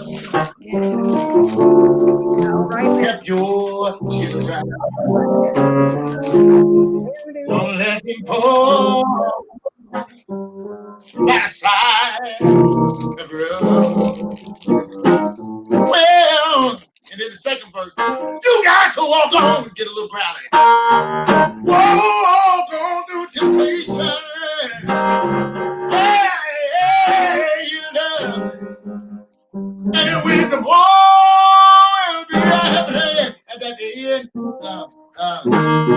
Yes, he will. Can't pay your bills. Money is money. Turn it over to Jesus. Turn it over to Jesus. Oh, yeah. Yeah.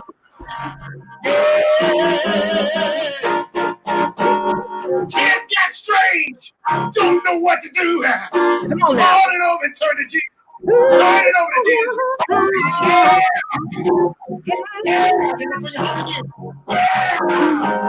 Yeah. Last thing got turned off. Don't know what to do. Turn it all over to Jesus. Yeah. Oh, yeah. You got to make them feel that thing and relate to that thing. You got to make. You got the car broke down. Don't know what to do. You just keep on going. You know, you got to make the people feel as though I'm going through this. I'm living this. I'm definitely like it. Like Pete Keyboard ain't funny. But you got to make them give them a reason to want to keep on driving and keep on pushing. You know, your body broke down. You don't know what to do, but just call on the Lord Jesus. He'll work it out for you. And a lot of people want to see evidence of that. You know, they want to see evidence of that. People are dying now. People are sick, and they're beginning to hit home. Some of my close friends are now contracted a virus. You know, so we're in a time, we're in trouble now. And now's when we should really be praying and drawing to God. Oh, you know, so the ministry is really even like we're doing now. Inspiring each other.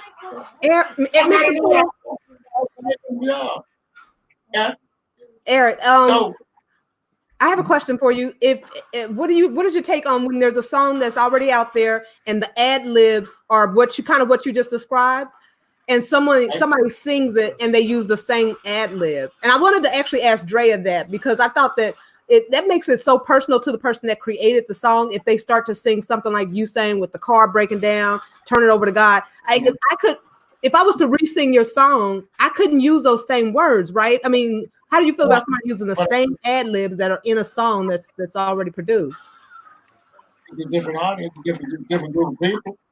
I mean, you know, if you want to do the same ad libs, but then mix them up and put some of your own in there. I mean, just it's variety. It's a ministry.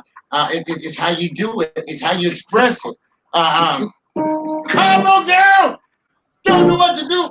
You can go, God broken. Don't know what to do. You see, you can change it around a little bit. Okay. You know, but you can use it the same way. Your expression is different than mine. The way you look when you sing it may be different than mine. And I may gain something from the way she looks when she sings it than the way he looks when he sings it. Does that make sense? It does, but you're experienced. You're an experienced musician, so you guys can play and sing and do all that at the same time. And then when you're a minister of music too, you got to be able to think of ad lib and something relatable on the spur of the moment. Like that, that's another talent. Like you're thinking and singing and ministering and playing, and I'm like, you want me to do what? No, I gotta say every ad lib you said the same way you said it, I know people like that. There are a lot of singers that's like that. Yes, and if you did a run, certain type of singers, I've been around.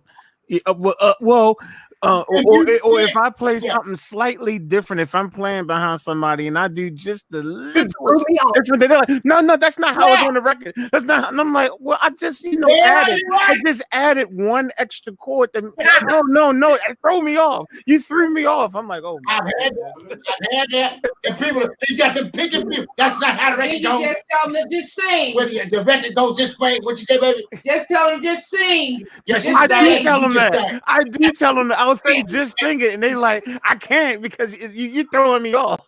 And Drea, because some people say because they practiced it that way before they came and practiced over and over and over and over and over. Well, why don't you try you gotta tell them let it go. Why don't you try this, baby? Just put a little O in there. Yeah, let it go. If you forget that lip, you do because people don't know what to do.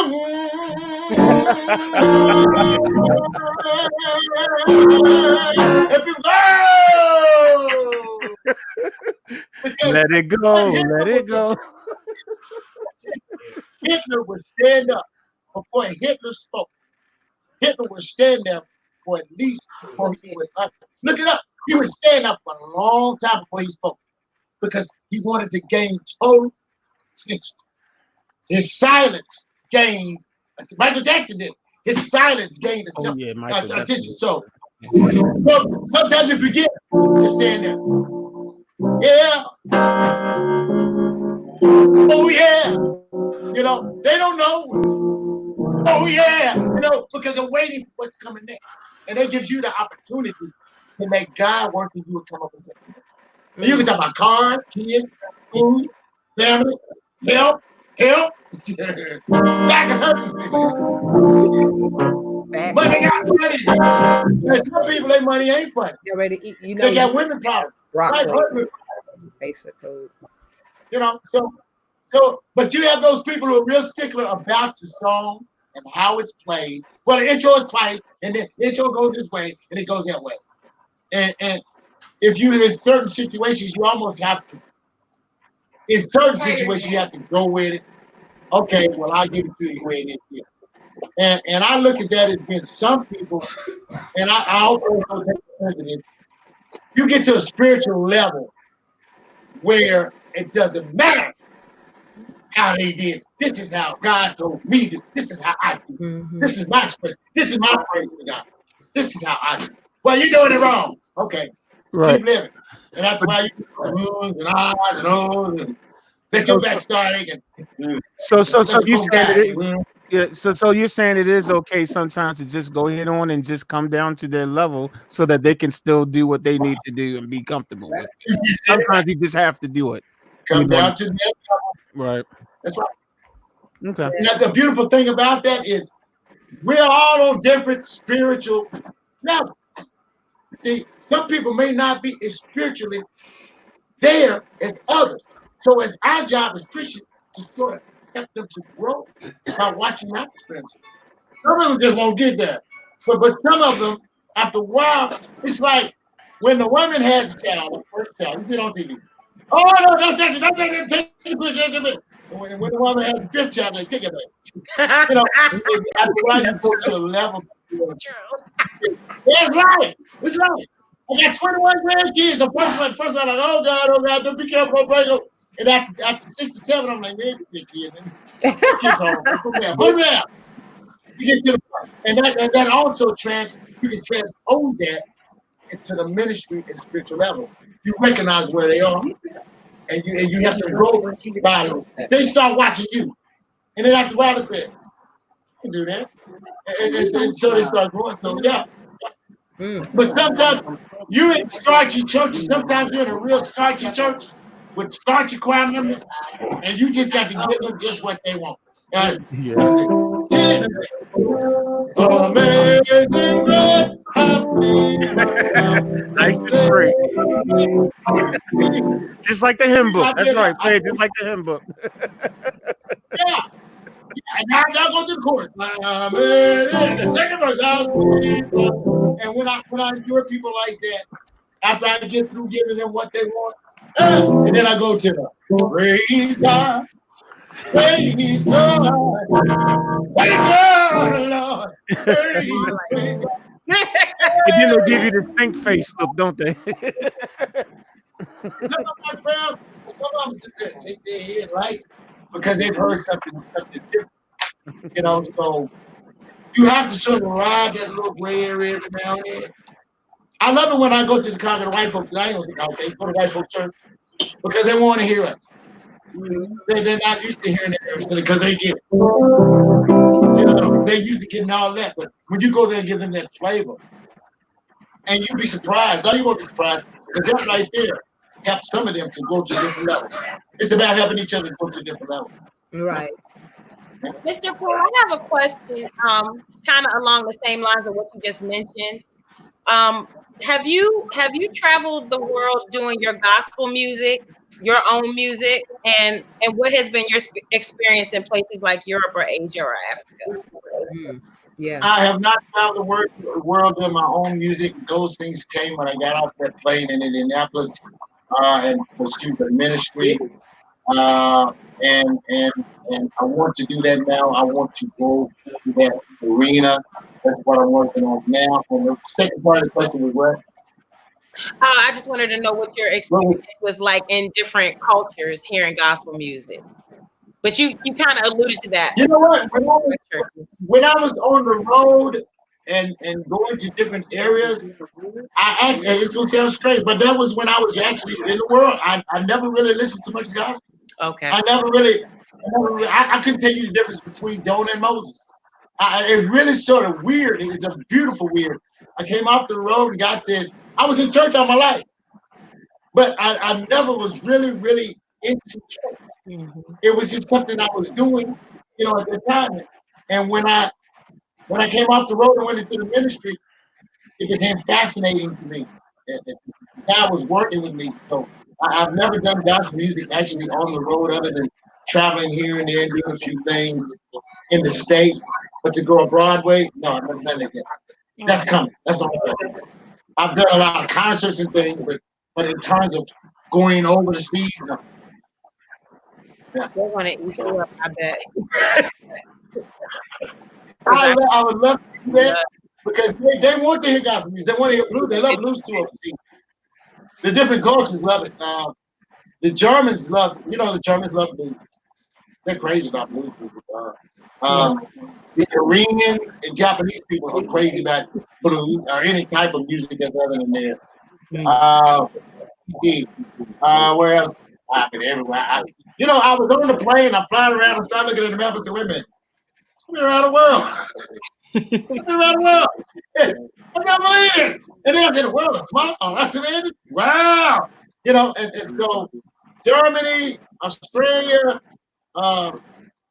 Africa, the Africans, very expressive people. They're very spiritual people. The people from India, they worship cows and things of that nature. And I'm not knocking that what they worship, but that's what their worship is. And so some of them can actually relate to it. Our work is cut out for us.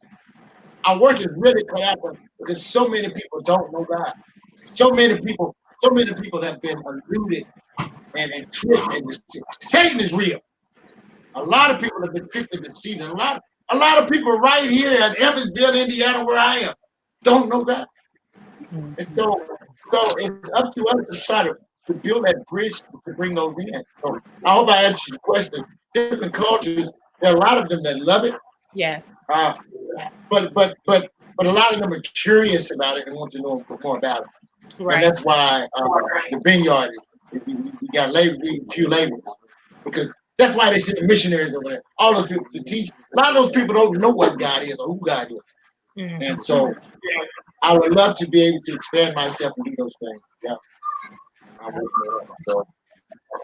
So right now is once the Canara, the virus is dissipating and going, I'm going to begin to travel around, associate myself with these quartets or these groups, and begin to move around and try to circulate my music. So, what? Oh, I thought about, pardon? I said, I hope y'all come to DC. It's a very vibrant quartet scene here. And my husband plays quartet. So I would, if you ever in town, we would love to meet you. I've been to DC once and did a concert up there. And my brother lives in DC now. My brother's right there right now. His name is Eugene Poole. You can pull him up on Facebook. Eugene Poole, he lives right there in DC. He's the architect for the government. He's right there right now. And he was the one that was telling me to see these people at this church, you know. He said, man, you know, there's a church last Sunday. You can go there. You walk up to it. He's very friendly. He talked to him. I'm like, real? Come up here, man. Come up here. So, and you can tell me that too, because you're in DC. You should know that. Yeah, so you should be all in those folks' faces. Where's your CD at, Tom? Yeah, you're right there in the middle. Ooh, Lord, you ain't gonna be like that. A lot here. It's true. Yeah, I was in Cincinnati, and this gentleman there, he was recording now. What's his name, Tanya? He's gone on to glory now, but he was there. He was on the square singing. And at that time, I was just standing there watching him. And he was passing the mic to people. And they were singing, oh, happy day. And he gave me the mic. Oh, happy day. And after that, he said, hey, man, if you ever want to record, if you ever want to be a part of this, come see me. So, I mean, you got all of those things going on in D.C. Yeah. All you have to do is just go, listen, watch, and ask questions. And you'll be surprised at what happens. That's how you get there. You mingle, watch, be in the right place at the right time. And God will put you there and ask questions. But we're in a small town.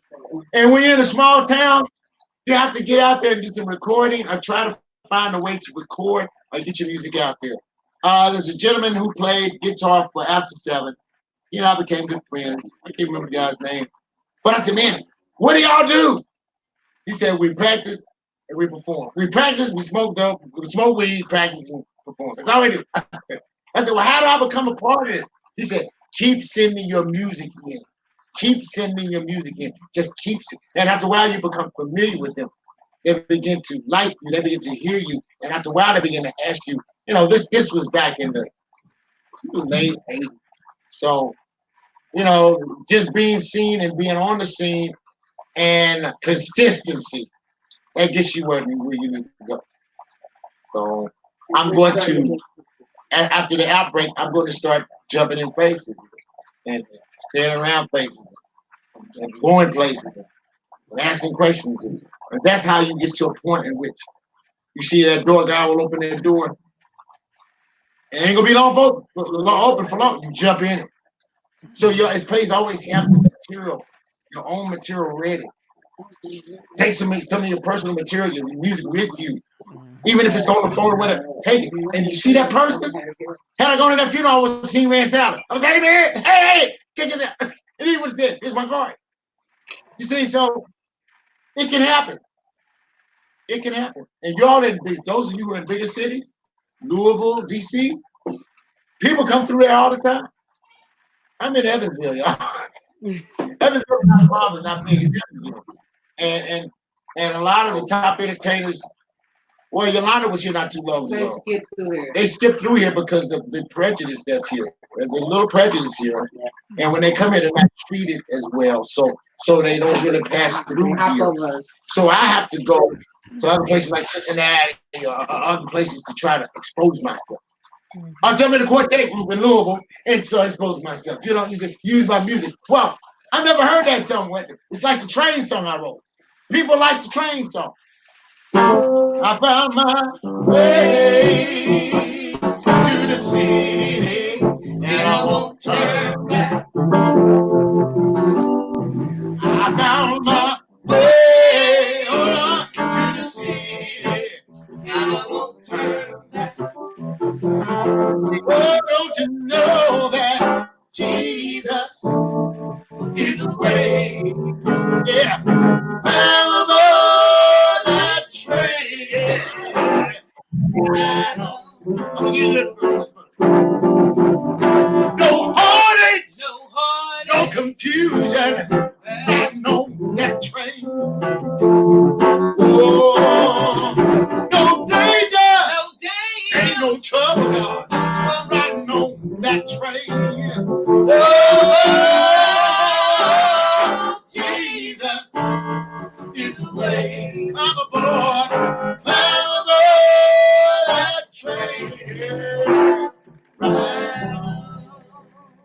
You know, so people say That's awesome. because it says mother, I got a father riding on that train. I got a sister, I got a brother riding on that train. So people say when they have funerals, do that train song. And it takes them to their brother or their mother or their cousin that died last year.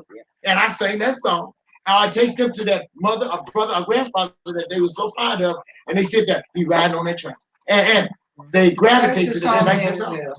And so in Evansville, people just love the train song. Where I go, play Red Bull, do the train song. So, and I love doing it because it's a ministry. It's a ministry. Absolutely. So that's the next thing. So you find something they can lock into. My daddy, my cousin, riding on that train. Oh yeah, you see the heads go, yeah, it's over here. And they feel that. So, you know, those are the things that I'm working on. As you see, and as you notice, I'm a traditional player. Although I can't play contemporary, I can play anything in here. If they want it, I give it to them. You know, but my fond of traditional music, traditional gospel, and something that's sort of in between. I would like to produce gospel music that you're listening to it and you don't know it's gospel until you listen to it. Some of them, you know. And then I've written music that I wanted to present to other musicians. If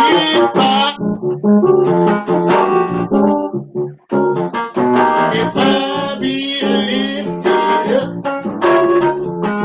if I be lifted up, I'll come into me. Oh, if I be lifted up, oh yeah, if I be lifted up. I know into me. What just happened? Oh, and it goes to the person. He goes, oh,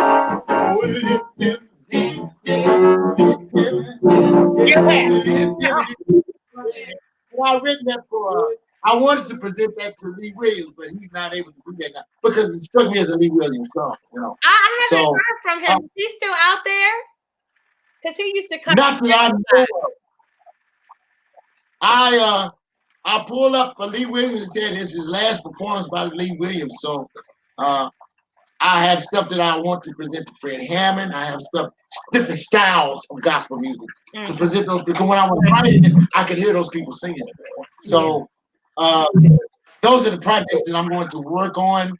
Hopefully in the next month, I'm going to kick that off and start working on those projects. So I have we'll be there, D. I have an across the board song. I call it "We Are One," and it sounds like yes, Rhoda. It sounds just like something that you've already heard, but you haven't heard it. We are one. We are one. We are blessed. We are sure by the light that we live, they will know when we stand. We are stand up, be counted, be counted. We are one in the spirit, tried and true. Can't you feel it? Hey, stand up and be blessed. They will know when we stand, we are one. They will know when we stand, we are one. They will know when we stand. We are one. Stand up, be counted. We are one. Stand up, be counted. We are one. Stand up, be counted. We are one. You know, and that could be an anthem. People would say, "Hey," because people are still up at church. Do it again. Do it again. So, you know, so those are things that God's giving me that I'm going to work on. Because he has a verse and all that too. That last song you just played, Mr. That song, I just hear a special anointing on that song. I really hope you release that song. I told you. Thank you. Yeah. Huh? You Yeah. might God knows our spirit. you might want to see if you can get. I don't know. Hey, hold on, he's playing. Hold on. Yeah. Have you heard this young lady sing yet, Mr. Poole? Mr. Poole, have you heard this young lady next to me sing yet? Have you heard her sing before? I want to hear you Yeah, look, sing. Dre, let me hear a little something. Are you kidding me? Come on, let me get it done. Come on. Oh, Richard, how could you? because you said there's an anointing on that song, and I don't see you could be the one that sang it. I don't know. I'm just saying, you know, you do have a group. You do have a group, right? Right. You are in the midst of recording, so you know. All right, so you want to share something with us? I need to sing. Yeah, sing. Oh my gosh, Are you in front of your keyboard? Right now. I'm in the Come on. Are you in front of your keyboard, Andrea? I'm in front of my keyboard. Yeah. Yeah. Go ahead. Let me zoom in on you. Go ahead. What do you want me to sing? Whatever you want to say. Don't try. Come on, Andre. Oh my Come on now. goodness. Are you kidding me? Okay. I cannot believe you did that. Oh yes, you can. You can still believe it.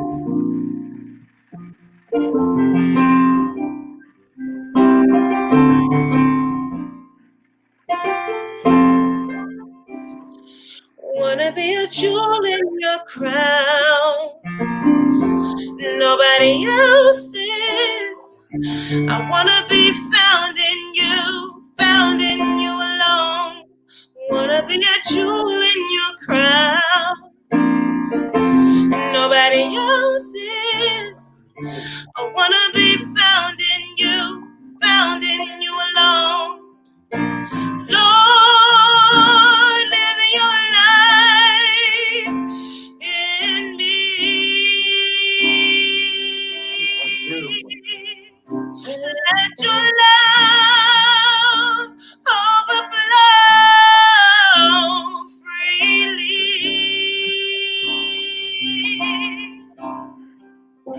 You have purchased me with a price.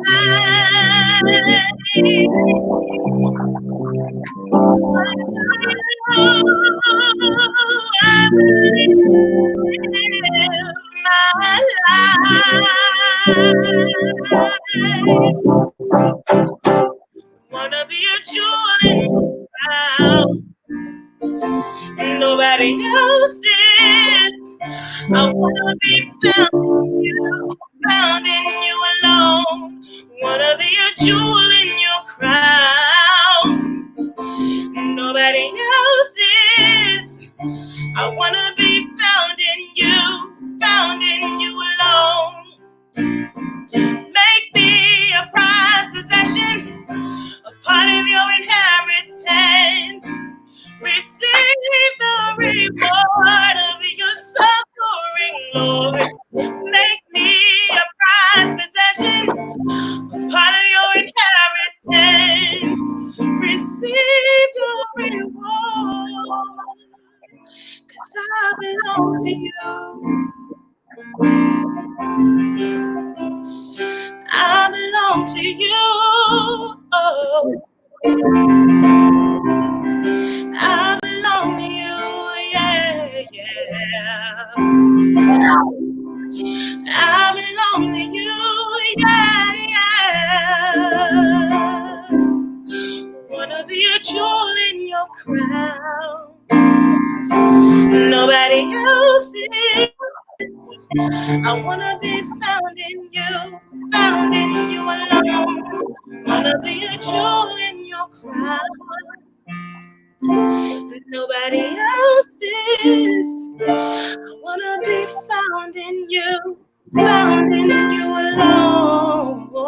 Yeah. All right now. And she was trying to act like she was shy. I can't believe it. Wow. So that anointed song, you might have to get her to sing it. See, I don't know. You know, she said it's anointed. You might have to get her right. Is that one of yours? Is that one of yours? Yes, sir. Is that one of your songs, baby? That's pretty. Thank you. Because I hear so many things working in it. I hear things working in it. I brainstorming of ideas just flood my soul. You need to do that song. And you know what? That would be a good thing to put your voice in my music. You're right. It would be good. I'm open. You got an opening. Let me do an audition. I'll work for you. Well, audition. Well, I did have one. You just had your audition. Your personality, your voice, you have diversity. You can go different places. I can push your voice to another place. I hear it in you. You're a little hesitant at times because you're really trying to really. Am I right? To grab that voice and do what you really, really want to do with it. Yeah, you're a little shy. I'm in learning mode right now. He put me on the spot, so I was. Oh, everybody always blame me for everything. I swear, I get the heat. I get the heat for everything, and all I'm doing is trying to help y'all. See, man, come troublemaker. Man, troublemaker. She, you know what? I went but to I like the boys. A beautiful boy. Beautiful. Yeah. You got so much potential. Thank you. And you can take that thing. Oh God, how old are you? Oh, that's what reason. How old are you? Very old. Yeah. Oh no. Oh, I 56. How old are you? I'm 43. How old are you? 43. So at 43, your voice has made a little change at 40. But it's still going to change again by the time you reach 50. But right now, you can really take that voice and mold it into a great. Your voice can be a lot bigger than it is. It's good. But I also teach voice too. I can hear something that I can really pull out of it. Yeah. I don't do. I'm classic. I have a classical background, so I don't do belting unless I absolutely have to. I heard it. I hear the classical in it, and that takes me back to Luther because your phrasing is good, but you got so much more that you pull out. You know, people don't. A lot of musicians don't know, and they don't think that one word can make the total difference in praise. That word jewel, that stuck out to me. And the word crown stuck out to me. So I want to be a jewel in your crown. You know, hearing the word jewel, crown, those ring bells. That's a beautiful song. Being able to praise it, making people feel it even more, you know, more personal. And I know you put your spot, you just blow it out there, but your blow out is good. You'll just blow that just out. Yeah, I was not playing it today. Get thing on up first. Yeah, that's beautiful. And your piano playing is excellent. Thank you. Thank you very much. Yeah. I'm just trying to make some musical connections here, man. That's all I'm trying to do. That's all I'm trying to do. I thank you for that because I just got an impromptu coaching session and I didn't have to pay for it. So That is excellent. I like your chord structures. I do a lot of being a musician and a choir director. A lot of times I tell them I'm not playing what you all are singing. What you all are singing, I'm playing something totally different. When I'm playing it, I'm complimenting you. So if you were singing that.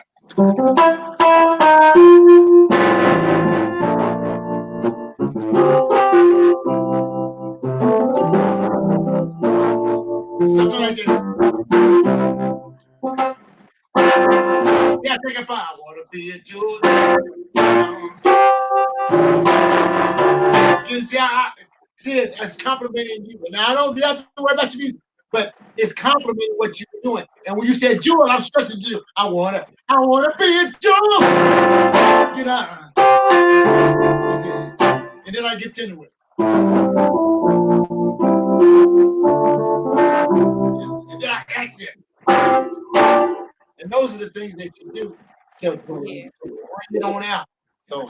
Well, Drea just got another request. She has a request for another song. Are you kidding me? That's Sabrina. That's Sabrina. That's not me this time. This is No, Sabrina. stop it, Sabrina. But you know how Sabrina and I roll. You know what I'm saying? So if I'm gonna put you on the spot, she gotta put you on the spot too. Oh, You look like you can get down too, man. Who? Oh Yeah. no, not really, but she can. no, Richard. I'll ask you a question after she finishes about a church up there. Say that again. I want to ask you a question about a church up there. You know who it is. After she sings, I want to ask you a question about a church up there. Okay. In Louisville. Okay. Yeah. Oh, you really want? So you want to ask serious? Well, I'm asking. Well, I'm asking for Sabrina because she had to drop off the panel for right now. Are you going? Are you going to do that for her? That was her request. Oh gosh. I love the Lord. And they're saying, please, Drea, please. They're saying, please. Oh my God.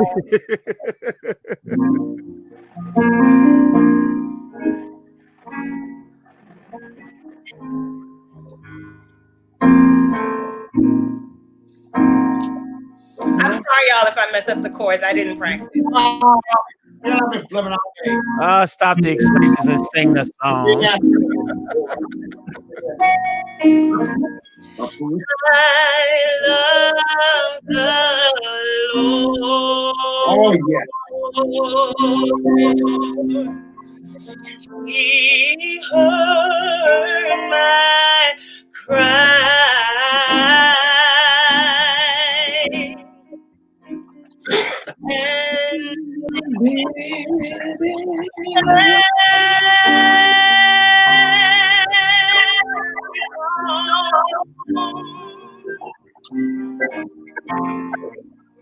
Long as I live, Wow. while troubles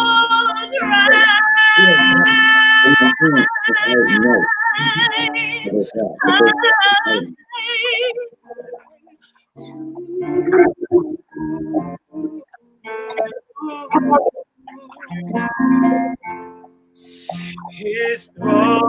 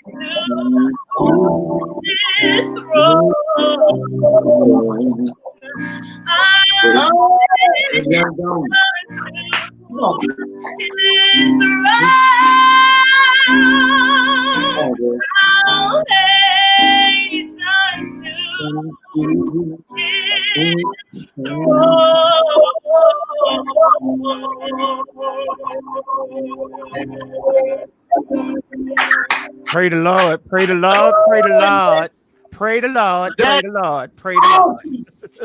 Awesome. Awesome. Pray the Lord. That's beautiful. That's good. God is good. Pray the Lord. That's all I can say. Pray the Lord. Hey, I needed that. Thank you. I needed that. William Nelson. William Nelson. William Nelson. I'm asking him if he knows. What's your name, brother? Richard. You said William Nelson? Oh no, William Nelson. you talking about Ron. Various styles, yeah. Yeah, you talking about Ron. I'm sorry, yeah, because you're in Kentucky. Who's in Louisville? Who's Yeah, in Louisville? Louisville. Yeah. William William Nelson. Nelson. William Nelson, Greater St. Martin. Okay, yeah, I'm familiar with the church. I don't know him, but I am familiar with the church. Yeah, he's a powerful speaker. I was licensed to preach in that church, and has a powerful ministry. Yeah. So next time you run into him, I'll go over there. I'll ask about. They know me there because I was a musician there for a while. So yeah. Oh, really? So you're familiar with Louisville? Oh yes. Okay, I came out of Lampton Baptist Church. Yeah, Lampton. That's it. Lampton Baptist. Yeah. With the eagle in the pulpit. Huh? With the eagle in the pulpit. Oh yeah. At one time I was there. I was in the Methodist church. And I went back to Baptist church, but I was in the Methodist church for a while as a musician and also as one of the ministers. And I was familiar with the churches up there. I can't really remember the name, but there's a big church up there. I think it's around Liberty Street or somewhere up there, and it's a Methodist church. And okay. And yeah, so and also I was up there with William Nelson some years after that. So yeah, Louisville is. And who was over St. Stephen's? I can't remember her name. Not St. Stephen's, but it's the church that the woman passes. I don't know. I know who's at St. Stephen's, but there's another woman. I can't remember the name of that church, but I was a musician over there. I've been around a lot. I've been around a lot. It's over by Men's Rehab. It's where she had a church downtown by some projects. Right downtown. Great big church.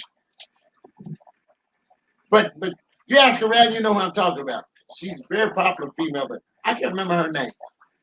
But I was a musician. I probably know who she is. Yeah. So Louisville has a very active gospel scene. Louisville musicians, the ones that I experienced, they are very serious about what they do. They're very much into the gospel. Actually, you know Archie Taylor. You know Archie Taylor? Thomas. Archie Thomas. Well, Archie. I know. Yeah. Yeah, so tell Archie here said, Archie's a good friend of mine. Yeah. He's an excellent musician. Archie's all right. Yeah. So he used to be part of the he used to be part of the radio station, right? Did he? Yeah. Was he part of the radio station time? No, I don't know about Evansville, but yeah, I know Archie. Yeah. That gentleman in the top corner. Who are you? Where you at? My name is Richard, and I'm in Baltimore, Maryland.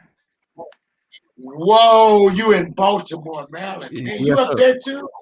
Yeah, Dre and I are we're both kind of like in the Maryland area, but she's closer to DC, and I'm in the city of Baltimore. I'm like in the Baltimore city.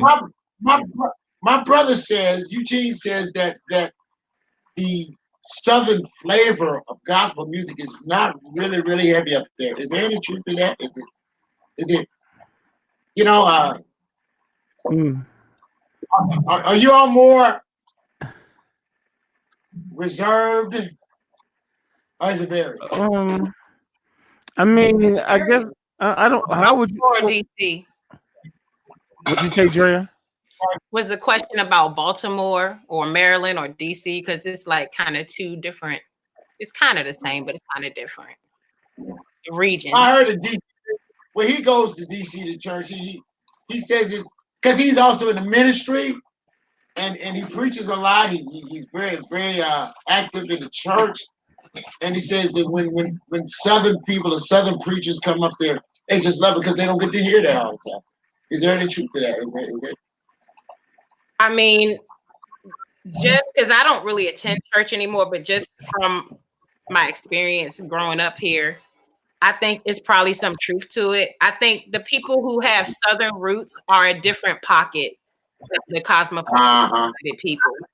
for example, the quartet scene in DC is separate from the traditional contemporary gospel scene. It's a totally different world.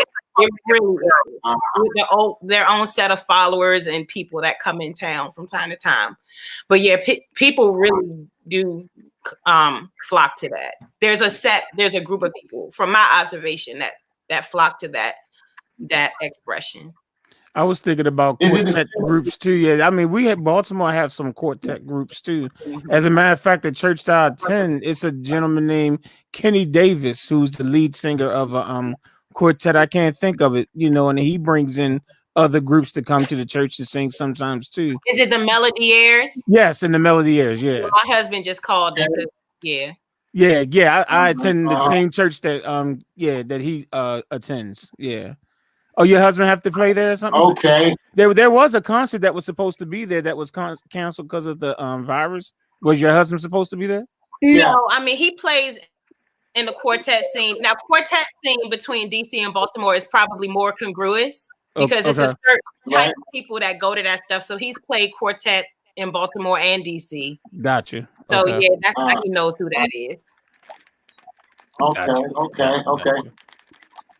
Now, are they more overall? Are they more of a contemporary flavor, or does it vary?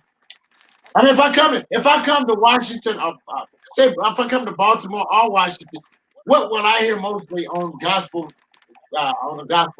station?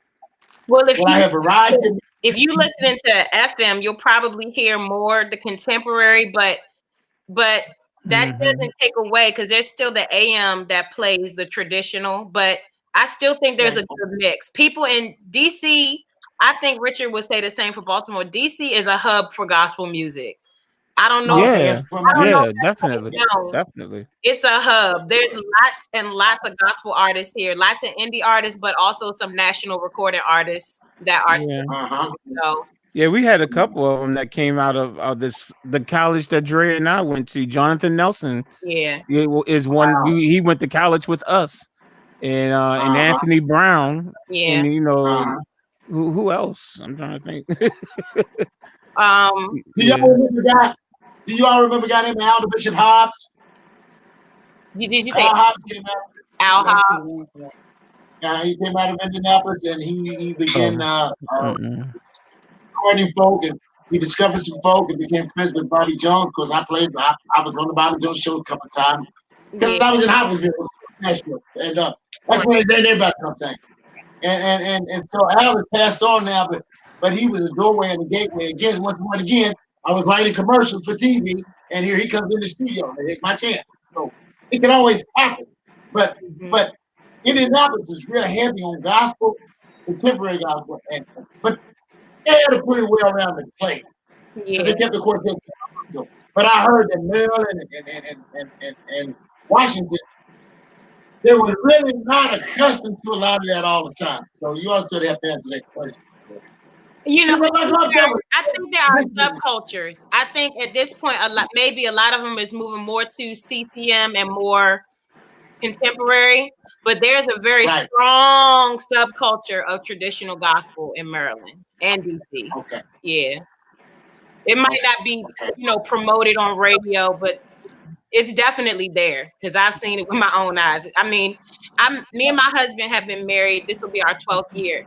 I wasn't into quartet music at all. I didn't realize there was a quartet culture in DC until I met my husband.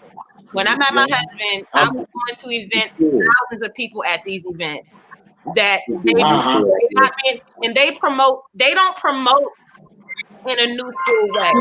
They do the old school promoting. They do flyers on windshields. They do church announcements at programs. They promote in a more and they might not be as publicized to the mainstream people, but it's a very strong culture. And a lot of the people have roots down south, and everybody knows each other. And I mean, it's very interesting to watch. Very strong. I mean, and it's just like you said, if you came in there and started meeting people, you would make connections immediately. Yeah. And So I'm going to try to make some moves and move up that way in terms of my music, circulating my music, and coming to visit Maryland and also DC. I hope that I can be on this channel out more often. I'm enjoying this tremendously because of all the talent that's out there. All the talent. It's been awesome. I mean, it's been just a blessing to sit here and glean all of the wisdom that you have. Yes, all of the man. experiences and the wisdom. I mean, it's just been really wonderful. I wasn't expecting. Yeah, thank you. Yeah, Yeah, thank you. yes, Yeah, man. thank you. You have no idea, Thank man. you. You have blessed this channel, Did you this live stream, and the people who got a chance to get just a little bit from you. You've blessed. You have definitely blessed this. Yeah. Just remember when you open your mouth to sing, the first word that comes out of your mouth, the first phrase that comes out of your mouth, that's going to make the difference between a song ministering or not ministering. It's going to make the difference. The first thing the way you approach it, you don't approach it and bring it out to get it out there. Well, it's just like what happened when I was in Indianapolis and I stood before some people to audition. And back then I was a novice and I was scared and I held my head down and they were very rough. They said, we do. And after it was over, I said, man, what did I do? He said, you didn't even approach it. You didn't look like you wanted this. He said, no. Go learn. So, that's some people can be very rude. So the way you approach it. Especially in the gospel field. Tell me, you right, man. Ain't you old? Brutal. Monsters. Man. You got someone who's so arrogant, they just don't get, they turn their head. They get them walk out on them. Yeah. So hey, and that might be something, and that might be something else that we might need to talk about, Richard. Because in the gospel field, man, these people are cutthroat. They can be kind of rude. Yeah, they worse than the R&B. They worse. They can be worse. Donnie Peoples was down in Tennessee, and she needed $10,000 to do this concert at the church. And the people said, we got $6,000. Well, I cut the show short. I'll cut it short. Ma'am, she didn't mention her name. But she was about a business. She got the money, and she performed a heck of a show. But a lot of times the expenses and things of traveling and going down to sing, people need those funds to make it happen. And if I was recording, obviously, if they didn't have it, hey, well, look, let's just do this out of love. You got to give and take sometimes. Man, I would do it all the time, but I know that would.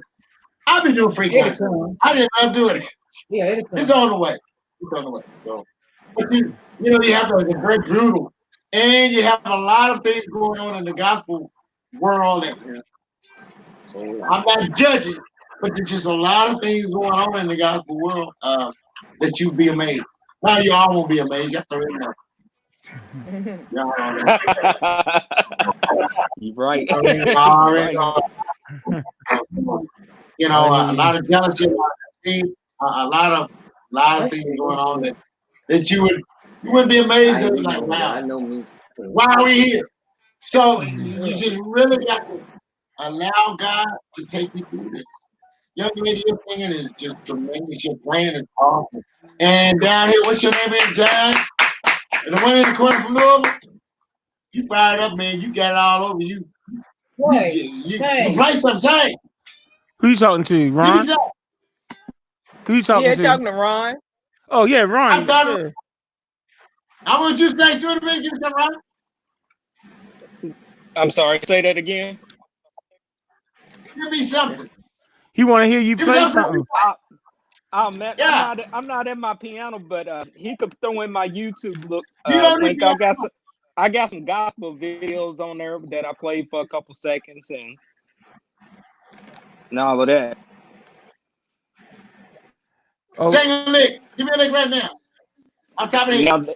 Now that ain't gonna happen. I can't do that. I can't sing. I can't come behind Drea. Oh, give me something like praise the Lord, praise the Lord. Give me some. This is what you get out of me. If I can't say a word, then I'll just raise my hand. Wave my hand. If I can't say a word. Queen B, who you? I see you, Queen B. Give me a line, Queen B. She's Hey, good. Brandon. Hey. Oh yeah, we gotta Queen B. give it. What's up, Brandon? You look like one of the Yes, hey, y'all. Look like you're real. What you got, Queen B? I got a lot going on. What you been doing? I just actually me and D had collabed and did a beat together.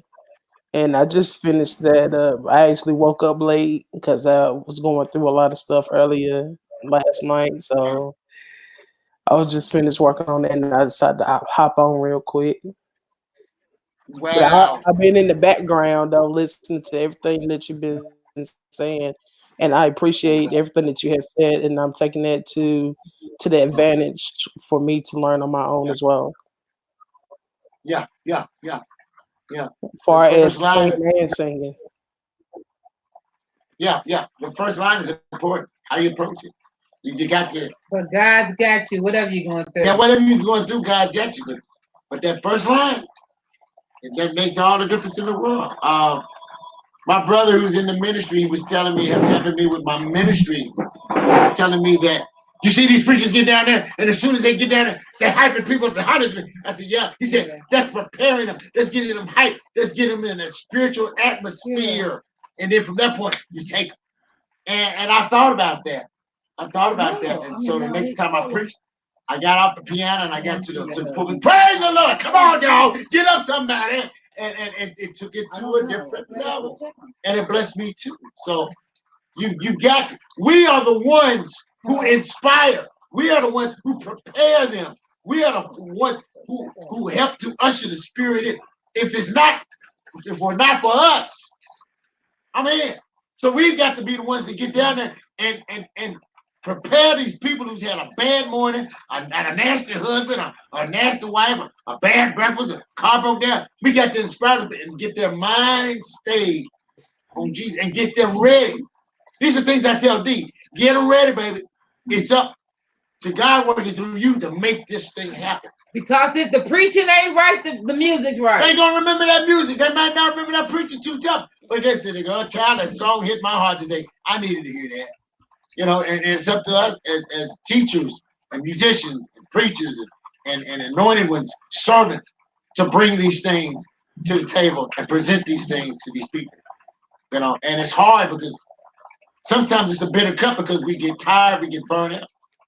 But we're placed here for a reason. We're placed here. They're like this man up here, the big old mic he's on. Sing me something, man.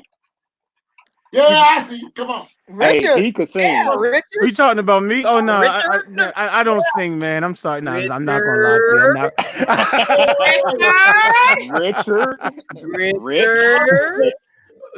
Were you talking to me? You wanted me to sing something? Yes. Oh, you was talking to me. Yes. I thought he was talking to D. My bad. No. I thought he was talking to D. Richard. Yeah, you trying to give me the Richard? I can try to sing a little something. Now I can't do what Drea does and all that, but I can sing a little something. That. Oh my God. I really can't. Let me just pull up these lyrics on this screen real quick so I don't mess them up. Hold on. I'm just gonna Google it real quick. Yeah, you good at messing up. Let me just pull up the lyrics.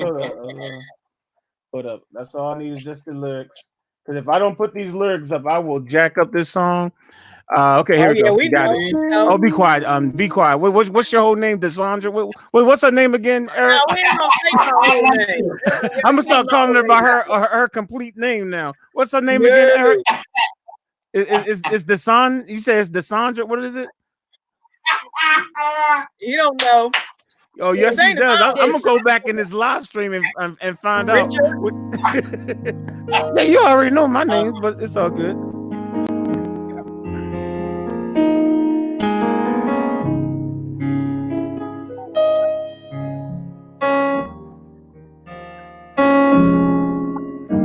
Not because I've been so faithful, Not because I've been so good. You've always been there for me to provide my every need. You were there when I was lonely. You were there through all my pain, guiding my footsteps, my shelter from the rain. It was you. You made my life complete. You are to me my everything, and this is why I sing that Jesus, I love you. Yes. Because you care. I couldn't imagine if you weren't there. Said, Jesus, I love you. Because you care. I couldn't imagine if you weren't there. Say, you are the joy of my salvation. You're the peace in the storm. Your loving arms protect me, shelter me from harm. You're Alpha and Omega, the beginning and the end. You're my strong tower, my dearest and my best friend. It was you. You made our life complete. I forgot how to play that part, y'all. You are my everything, and this is why I sing that Jesus, I love. I can sing it if y'all know the words, y'all. Because you care. I couldn't imagine if you weren't there. Jesus, I love you because you care. I couldn't imagine if you weren't there. Said, Jesus, I love you. Oh, that's powerful. There we go. That's powerful. See, you caught me, Mary. The first line pull me in. Oh, You get the first line. Wait a minute. You got some. You got so faithful. I mean, that line is so powerful, man. That line is so powerful. Hey, that was good. Yes. Sometimes when I'm singing that at church, when I sing that first line, I almost start choking up sometimes because it's so not because I've been so faithful. It's like as soon as I sing it, I'm like, oh my goodness, man, I got like get it together, Richard. Get it together so you can get through the song, man. Yeah, but you caught me. The first line grabbed me. I took my attention. I was told that when I sent it to a record label, and they said, what did they tell me? They said, if we don't try tapping our feet and nodding our head within the first 2 or 3 lines, we turn it out. Okay. Right. Yeah, I've heard. I kept it on. Would you rather have a dollar, or would you rather get a hamburger, or would you buy it? Like you said, would you rather buy a hamburger, or would you buy a record? You know, that was listening to the Motown thing. Yeah, that's what Berry Gordy used to say. Yeah, it was a documentary that Berry Gordy just did like a year ago, sometime last year. I think it's on Showtime. It's him and Smokey Robinson. And I'm talking about Berry Gordy now. This is like he literally probably filmed this last year, talking about it. He was talking about it was like, if you only had $2 left, would you buy this record or buy a hamburger? Yeah. When you put me the first line, I wouldn't buy a hamburger. I buy a record. I get the record because I like that. Yeah, so and that's what they were telling me in other studios. So it made you work at what you were doing. It made you put it together. So you've been doing your homework because you called me when you see that first line. Put me in. I'm still learning. Queen B, what you doing? What you doing, Queen B? Well, it's time for her to perform. Is it time for her to do something now? Oh no, What you no, say? no. No. Well, she sung "Happy Birthday" to me the other month, like last month. She sung, she bust out "Happy Birthday." I was shocked when she bust out "Happy Birthday" to me. You want to sing "Happy Birthday"? Yeah. Happy birthday to. Oh, I'm sorry. No. You already got me emotional over here. I can't be doing all that. No. It's all good. It's all good. You'll be all right, baby. You'll be all right. Deshaun, what you doing? I was gonna say you need to get your student all the way over there to sing something.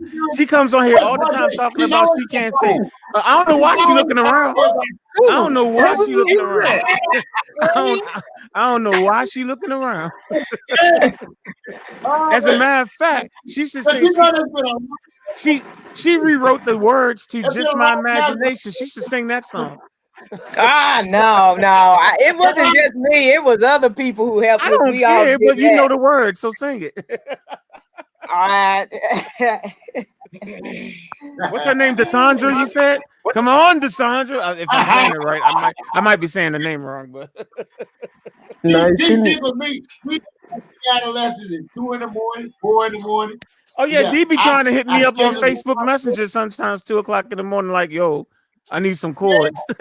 And I'm like, yo, I need some sleep. I'm like, yo, I need some sleep. Yeah, you do that. Yeah. What you doing? I come up at 1 in the morning. I say, let's do it. Let's do it. We get some power. You go do it now. You know. She needs it. She lives it. She breathes it. So come on, Dee, sing it. Yeah. Mitch Show said, she's up at 2, 3 in the morning asking about chords. Yeah, She hasn't done it in a while, but there has been times where my phone will go and it'd be like 1 o'clock in the morning. And I'm like, who in the world is sitting? And it's D like, yo, I need some chords. And I'm like, right now? Like, and she loves it. And she get it. Oh, I got it. I said, okay, I know now. Yep. She has a first chord. She has a first. When you have a first chord, work on it. And that's when inspiration comes through. A lot of musicians, 2, 3 in the morning. I hear this. We said that the other night. That sometimes it's like, I think Ron was saying that. Ron brought it up. The guy next to you, he brought it up first, saying it's like sometimes it's like 3, 4 o'clock in the morning. That's when you get the you get the vibe to start wanting to write or produce or whatever. Why is that true? Why does that happen to us? Do you have an explanation, Mr. Poole, on why that happens to you? When your mind is at rest and you're at peace and everything is slowed down, and your mind is able to reflect, and for some reason God will speak at that time. That's the way I look at it. He'll catch you at that time. And it tosses just, for me, he just tosses a little something. And I got to take it and work with it. And sometimes my wife, just like that night, my wife said, shut up! Would you please? Not so loud. I said, okay, I'll back it up. But I'm just sort of with it, excited about it. It just goes. But yeah, I feel it's when your mind is at peace and at ease. And when that happens. So well, 112 D, and the thing is, he got a message for D. What I hate about this is what I hate is when you forget it before you wake up again. That's so why you always gotta have something to record your idea with, even if it's your cell phone. Yeah, and a lot of times, man, the way the phone rings, the way people talk, the rhythm of somebody's voice can put a song in your heart. I'm serious. Yeah. You be walking by somebody jackhammers, it's a nice little beat. and you had to put something to it. You know? So I do a lot of pitter patter around. As a matter of fact, when we're finished, I'll eat first. I'll eat that ham I like that over eating. Yeah, I like eating. I'll eat good, and then after I eat, I'll sit down here and kick around for about another hour or two until something hits. You know, and he's already giving me stuff. Because I met y'all. Stuff is getting out. It's getting. I just got to put it together. You all inspire me. We got to do this again. Oh yeah, we How do y'all do this? Oh, okay. What it is since the quarantine has been happening, I've been doing this 3 times a week, but normally it's every Saturday. We do this pretty much every Saturday, probably for over a year. But since the quarantine happened, and people were saying that they have nothing to do and they wanted more of these, I started doing 2 of them during the week. So currently, right now, and just for right now, we're doing it 3 times a week, but we do it every Saturday.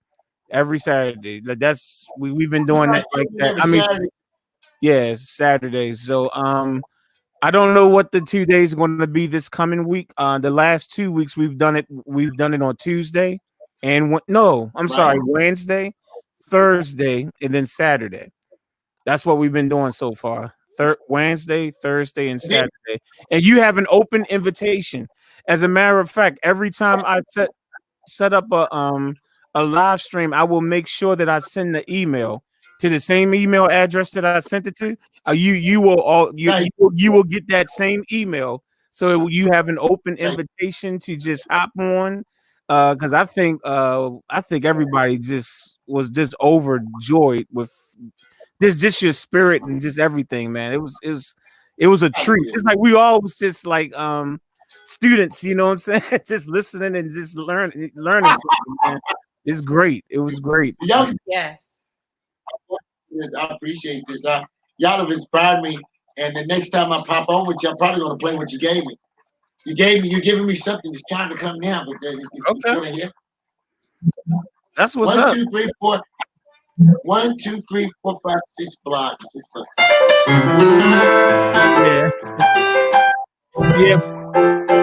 Yeah. With this particular software, I can bring in 6 people. Well, that's including me though. With this software that I'm using, so yeah.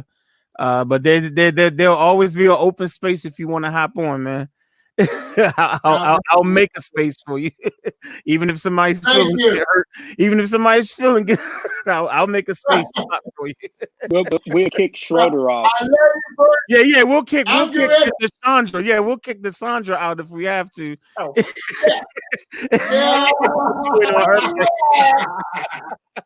Especially since she won't honor you right now and sing a song. Come on with it. Look at that. She like, what are you talking about? What you mean kick me out? How y'all gonna put me out like that? No, you weren't paying attention. She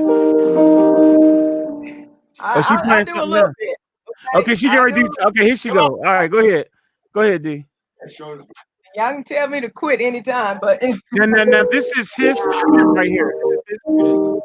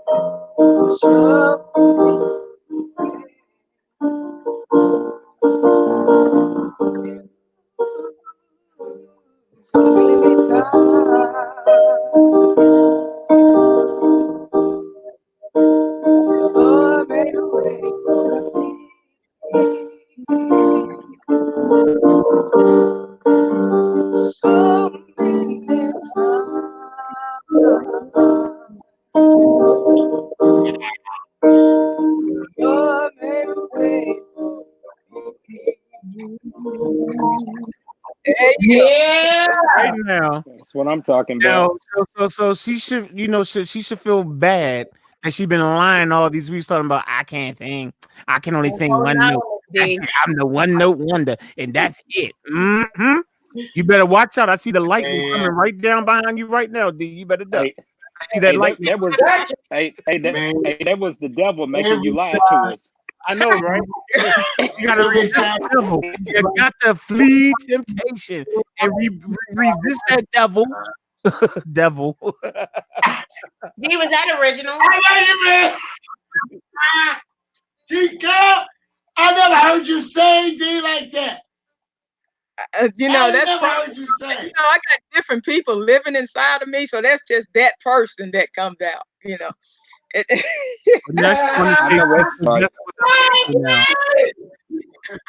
Andrea had asked, is that an original song? No. Okay. Yeah, I never heard that. That was nice. Yeah, it was very nice. You heard that? No. Oh Lord.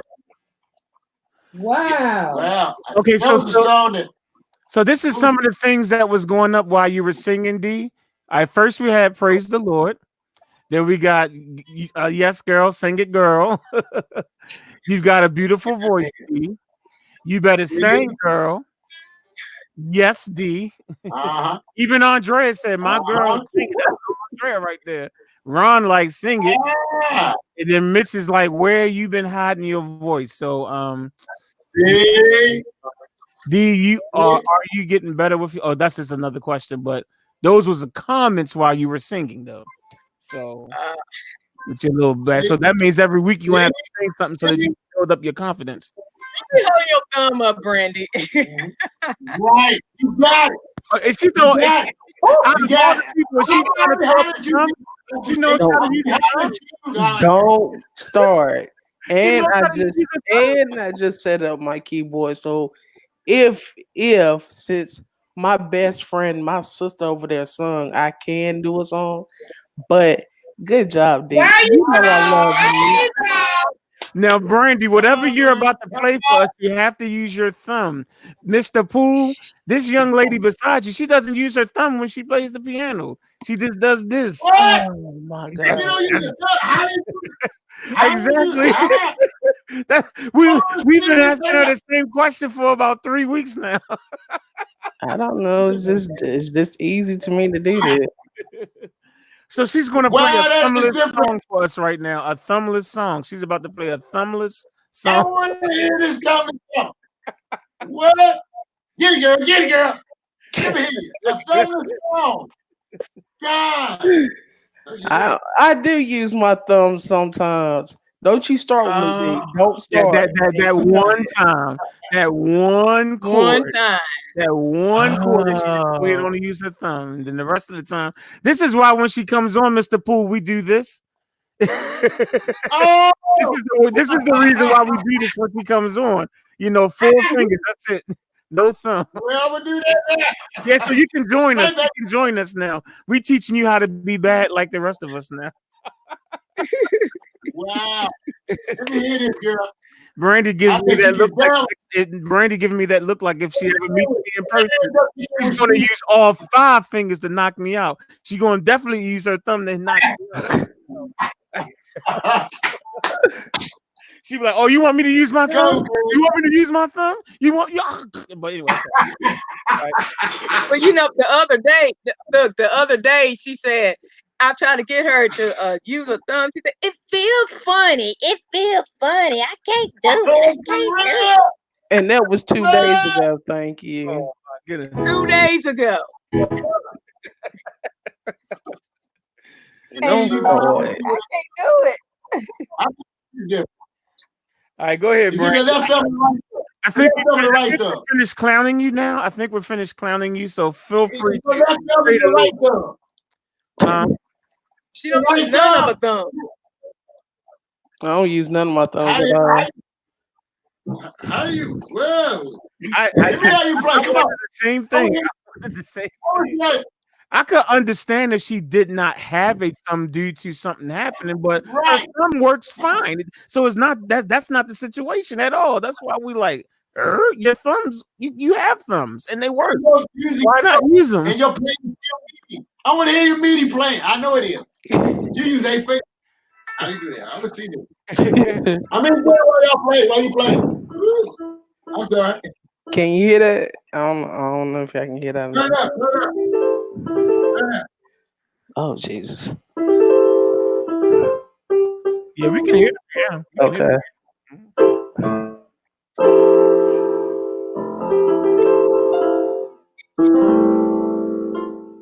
I just got the song now. I'm free to dance and sing, free to lift my hands and worship. Lord, I'm free. Lord, I'm free. Free to dance and sing, free to lift my hands and worship. Lord, I'm free. Lord, I'm free. Free to dance and sing, free to lift my hands and worship.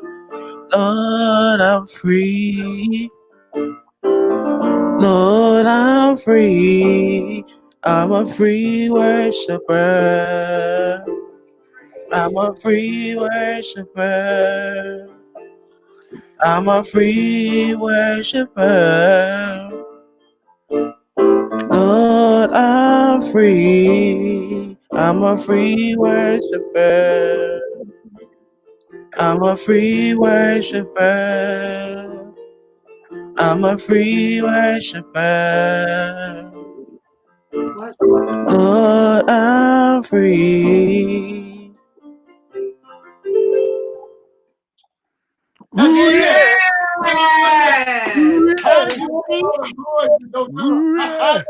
How you do that? It's out. She got full chords. Full chords with only 8 fingers. Yep. God, that is powerful. Yeah. Someone said the other week that she just has a special anointing on her fingers that she don't need to use her thumbs. She got a pretty voice too. Yeah. She got a voice that will make you want to listen to her. It's warmth in it. She got warmth in it. Mm-hmm. It has character to it. She and this ham good. Y'all want some? I might make me ham.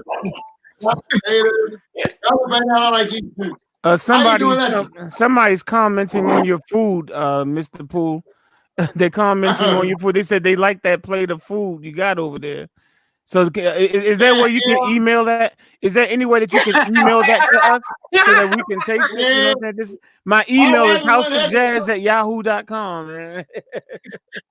My wife will cook meals for 50 to 60 people every Sunday and just give it to them.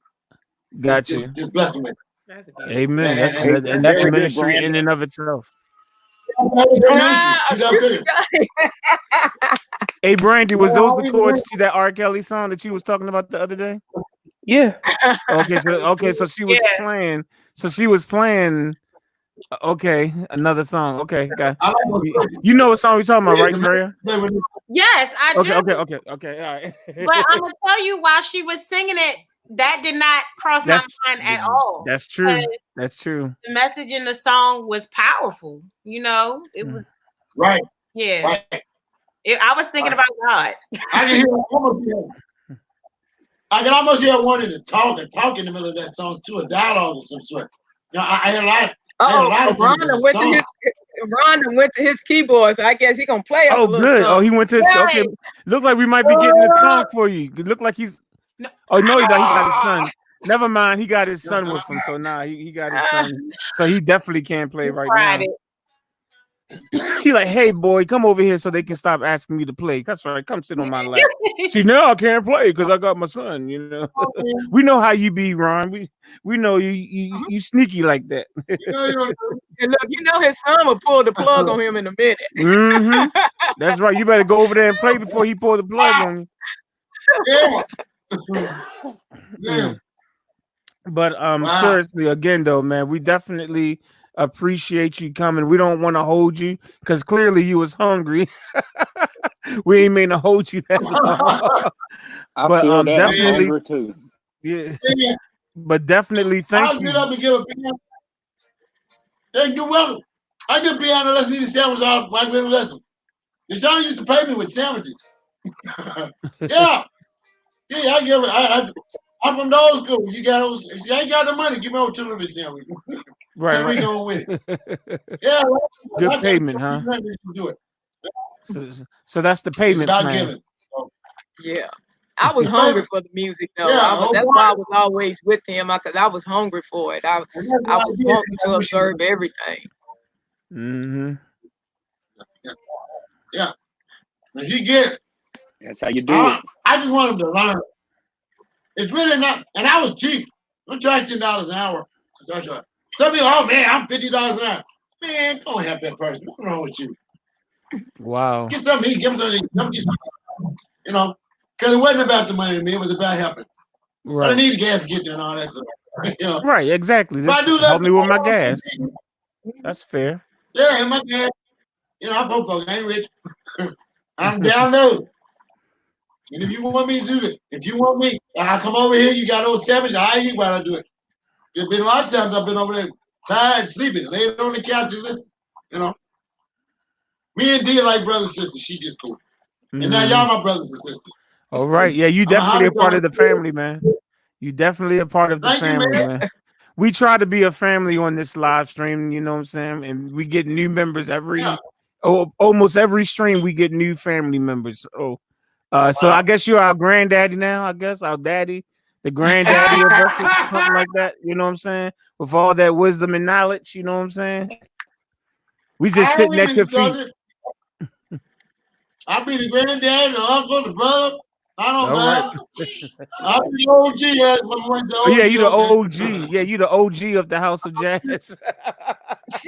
Live stream, whatever we call ourselves. I don't even know what we call ourselves. I don't think we came up. We have to come up with what we're gonna call ourselves, y'all. We gotta come up with a name for That's ourselves. beautiful. Jazz in the game. That's beautiful. Jazz in the game. That's a Either that or the House Yeah. of Jazzers.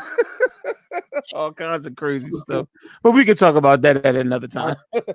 Right. It'll come along. It'll come along. Mhm. Yes, sir.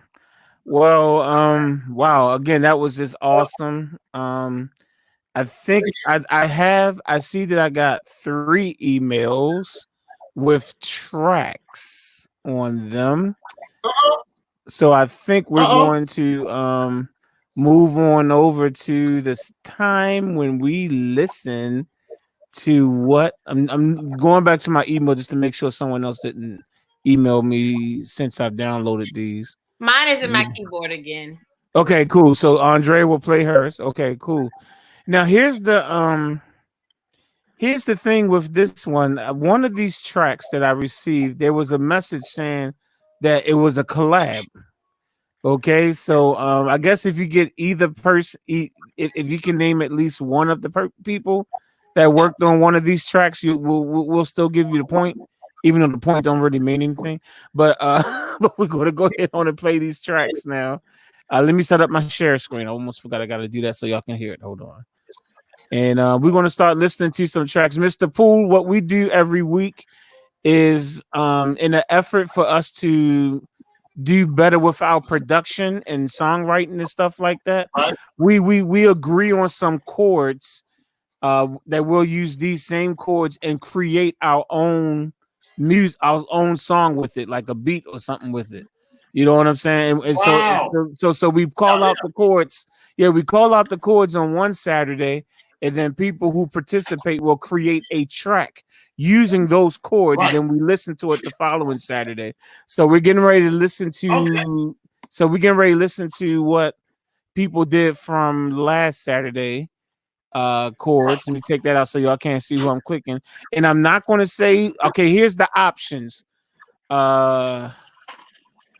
The options are either 112 DZ, it's going to be Ron, and then it's going to be D and Brandy.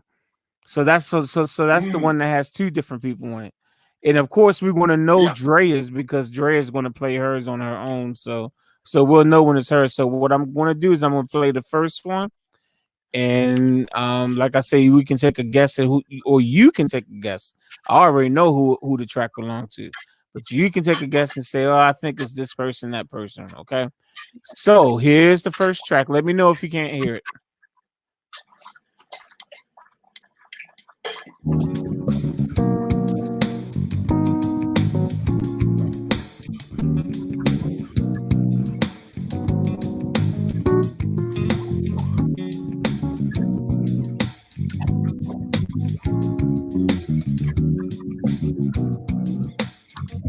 Can y'all hear it okay?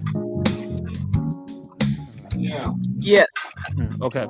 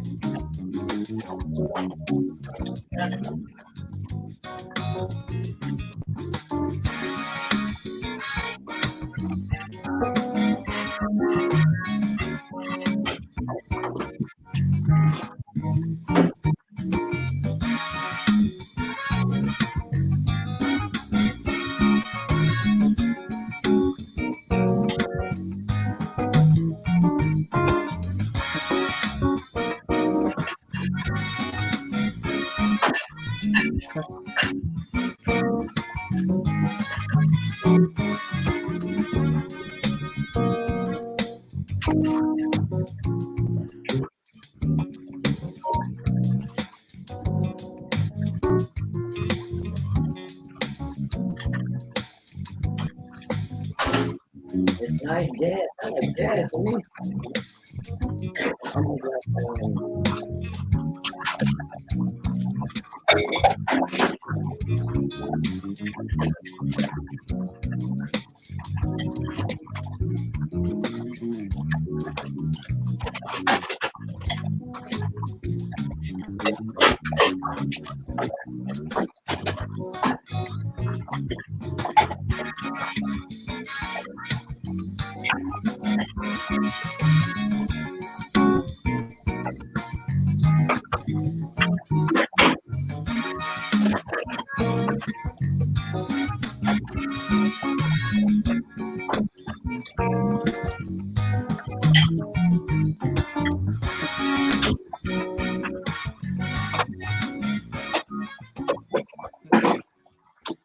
Wow. That Well, was good.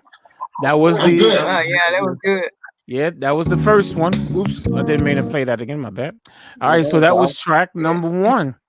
All right, so and we'll go right to track Hey, number hey, two. Jazz, who was the two again? Who was the Oh, one the bringing the track? options, 112. the options are 112, DZ, Ron, and then you and Brandy. Now Drea is going to Okay. play her own beat, so we'll know it's hers. So there's no need to guess because we'll just know it's hers. So as a matter of fact, Drea, do you want to do yours now? Or you want to wait? Yeah, I just had to make sure the kids were upstairs because they started jumping and running. I think I'm ready now. You think you're good? Okay. So Yeah. we're gonna take a listen to what Dre came up with. If it's She's too gonna do loud, it live. Yeah, everybody mute. If Let's it's mute too the loud, mics. go like this. Say that again, Andrea. If it's too loud, just go like this so I know to turn the volume down. Okay. Okay. Mute the mic. Ready? Okay.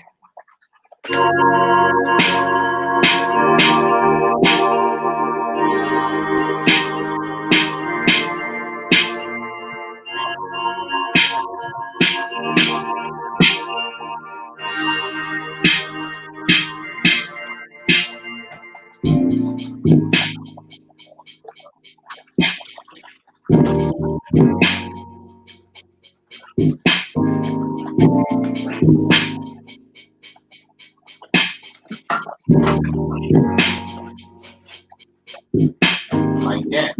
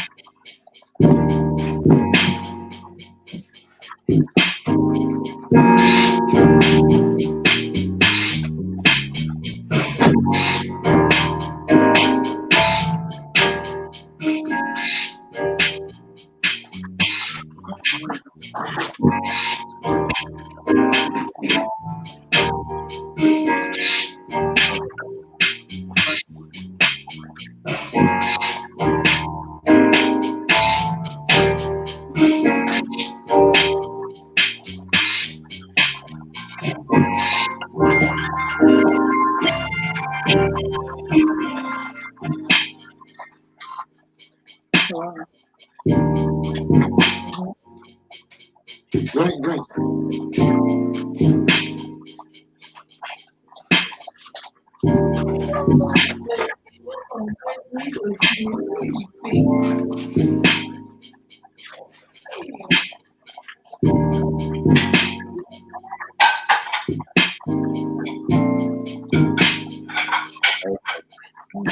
So far,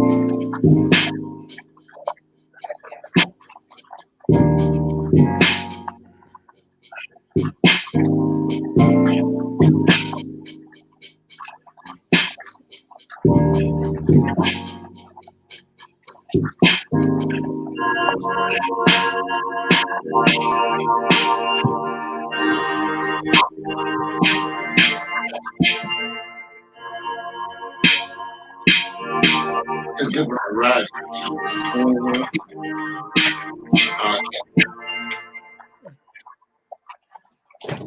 All righty, man. That was very nice. Very nice. My goodness. My goodness.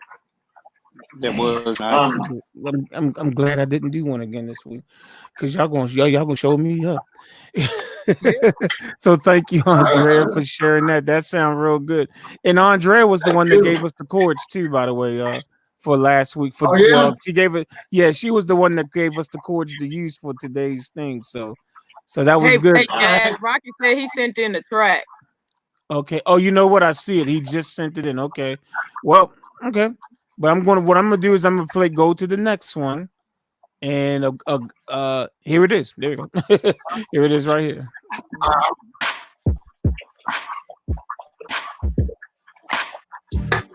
Let me get that cup of coffee.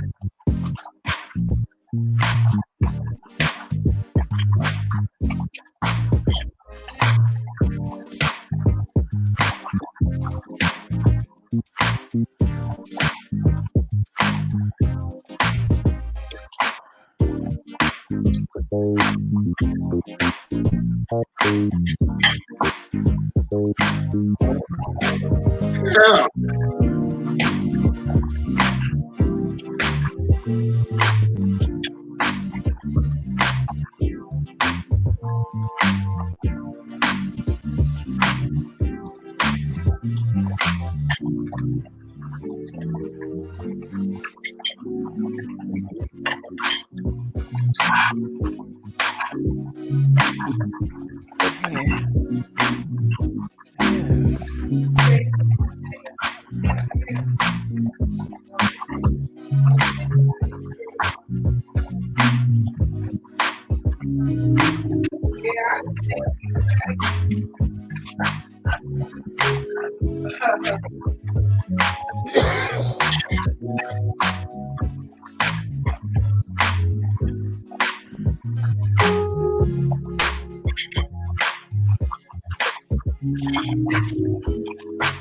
Well, that's good.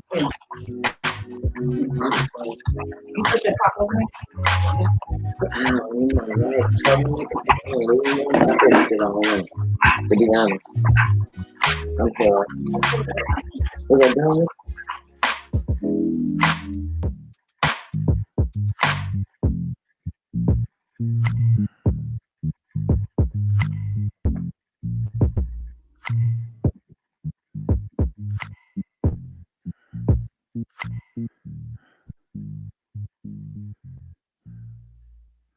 My goodness, man.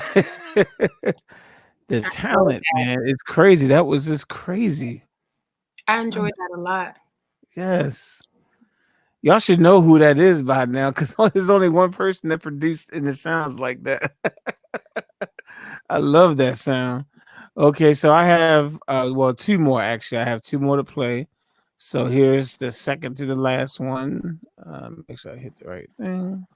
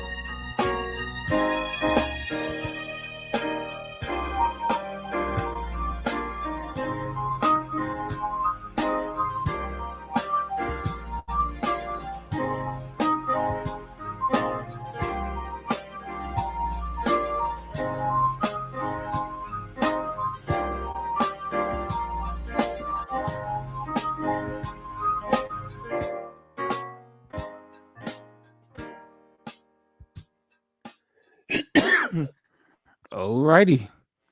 Once again, the bomb.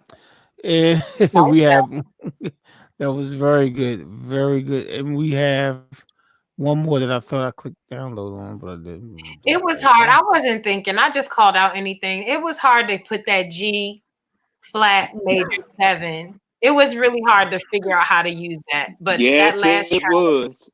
yeah. Ron was saying that. Yeah. Ron said something about that on the other stream. He said, "Yo, I don't want to do Hey, that." did you hear the G-flat did you hear major the seven. extreme I went to make it back to that G flat? Man. It was hard, but I noticed how it was used in that last track. It was very thoughtful. Like, yeah, I could tell that person really thought about how to use that chord, you know, because Yeah. I hated the chord. Came over. Yeah. Everybody made it work. Look, I had to Came change over with- keys. Yeah. I told you. Yeah, hit the transpose button so that Was that that A D? major, so that A major chord can fit in there. Sabrina, just in That was case you out Was there, that just in D? case you out there. Was that D? You know what? If I would have went to that A, Oh, we not. We We can't say got one yet. more track. We gotta got listen one to more one more track. track Alright. before we actually say whose track it was. We want to listen to one more, and then we'll go back, and then I will announce whose track was whose. Hold up. Did I didn't download this? Oh yes, I did. Okay. All right, here we go. Here's the last one for this evening. Here we go.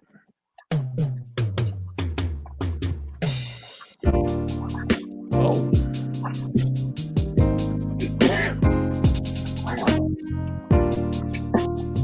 That's him.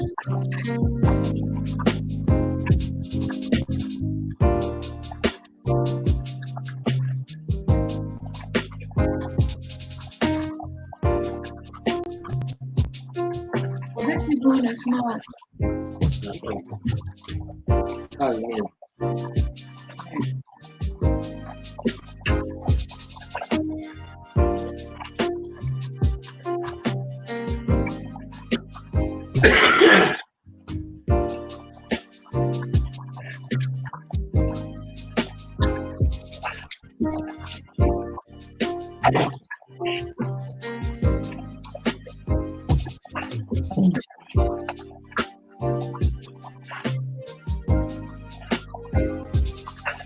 Yeah.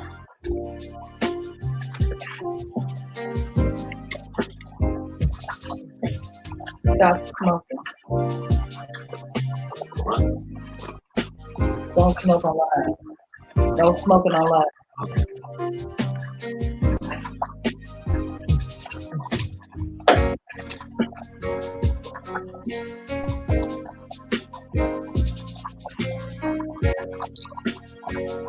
All right. Yeah.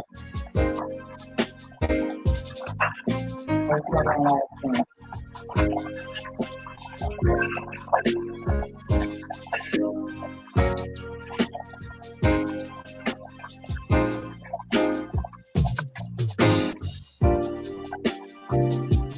I like that.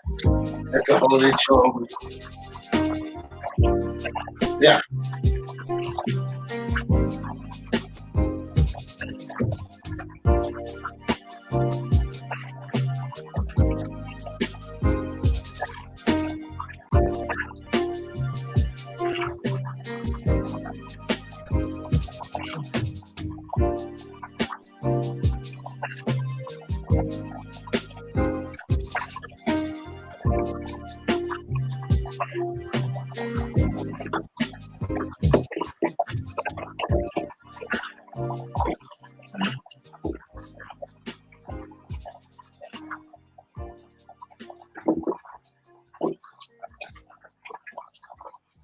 Yeah.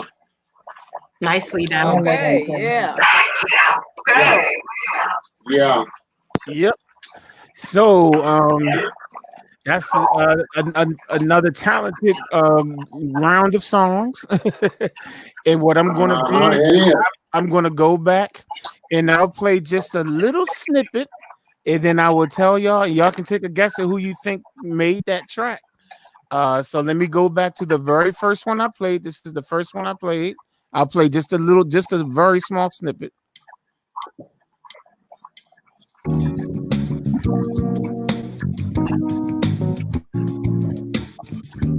Y'all remember that one? Okay, so who do y'all think? That's who do- 112D. Oh, you think 112D. that's 112D? 112 all the way. Oh, 112. okay, Drea, she's That was shaking my her head yes Yeah. too, and I guess I'm gonna have to shake my head yes too because that was 112 DZ. All right. Yes, he's in the chat room. Wow. He's in the chat room, not on the panel. But 112 DZ did create Okay. that track. Okay, so now we're gonna go to the second one. Here's a reminder of what the second track sound. Well, technically the third one because Andreas was the second one. But here we go. So technically the third one. Here we go. Y'all should know who this is. That's wrong.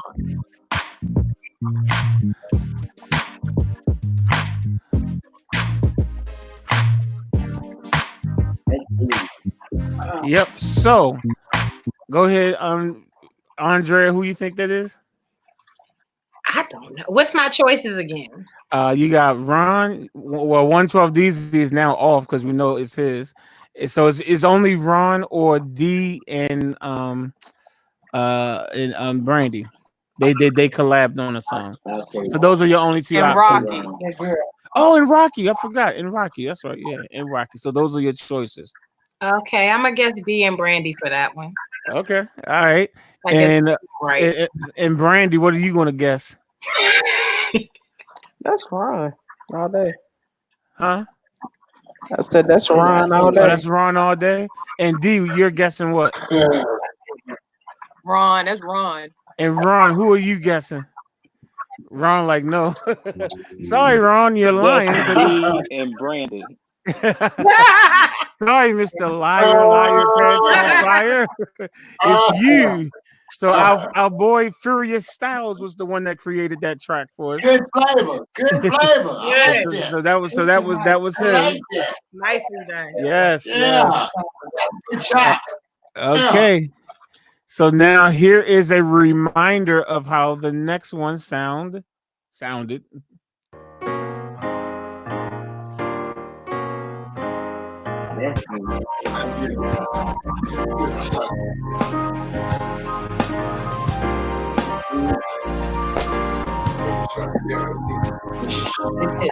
Okay, so we'll go to Ron first. Who you think did that, Ron? Oh, that's definitely Rocky. That's Rocky. Okay, that's definitely Rocky. Okay, Queen B, Harvey, Queen B. Okay, who do you think was? Yeah. That's Rocky. Okay. Oh, you saying Rocky too? Okay. Yeah. What about you, D?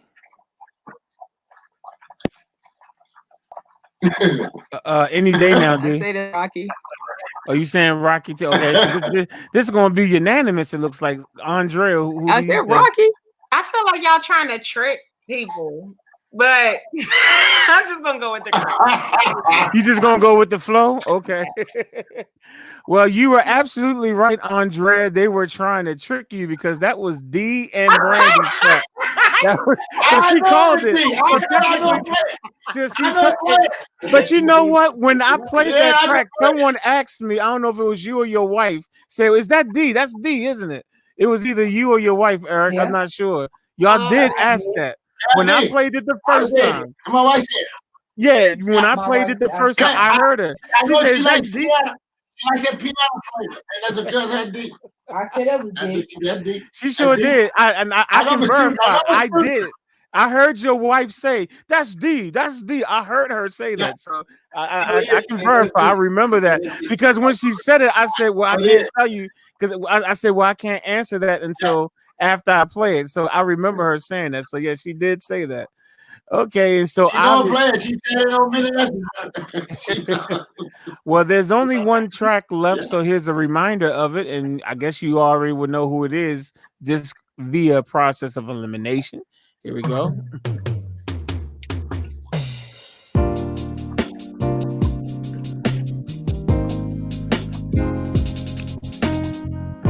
And of course, that was Rocky because there's nobody else to choose. So clearly that was Rocky. So man, so that was wonderful, y'all. So I guess what we need to do is before we get out of here is pick some chords for next week, and then we can get out of here because we are at the 3 hour and 40 minute mark. Time flies when you're having fun. What can I say? What can I say? What can I say? Time flies.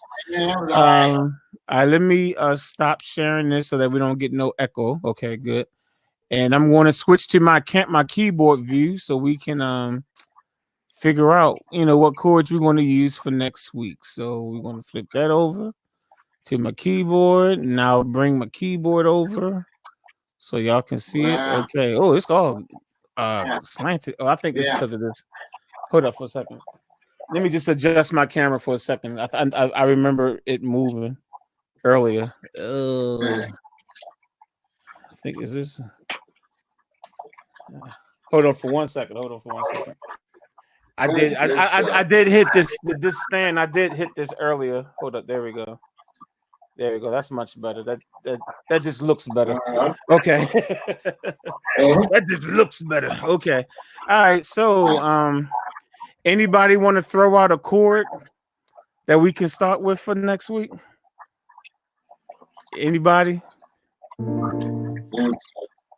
Anybody want to give us a chord, our first chord for next week? I'm exempt this week. What you say, Andrea? I'm exempt this week because I know you're not. You're not exempt. You can still give us some more stuff. What you talking about, girl? All right, let's start with A. Huh? A minor 7. Or minor 9. A minor 9. I'm playing a 9, but I mean you can do A minor 7 too. So so our first chord will be A minor 9. Okay, so that'll be our first chord. You want to give us a second chord, Mr. Poole? Nah, go ahead. I'm listening. I got it. I'm feeling it. All right, hold it so we can go.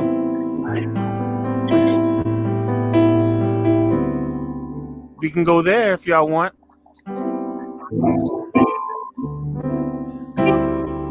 That could be C over D. So if we do A minor 9,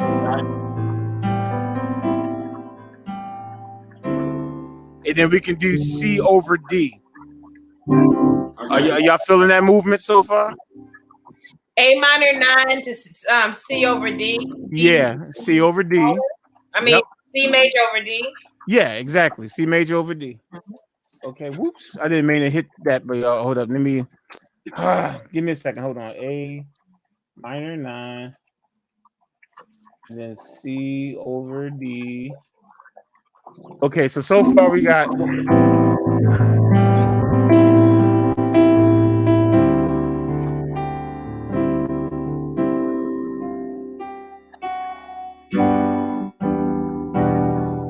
should we go there?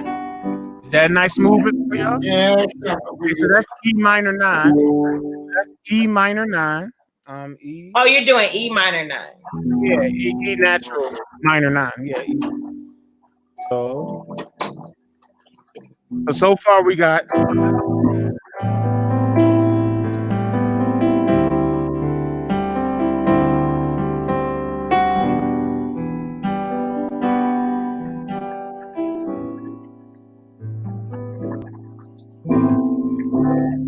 don't know if I like that. I went to an A9, but I don't know if I liked it. I went to an A9. I'm not. Go diminished. What, A diminished? You're saying use an A diminished chord? Yep. Is that what you said wrong? A diminished? Okay, so.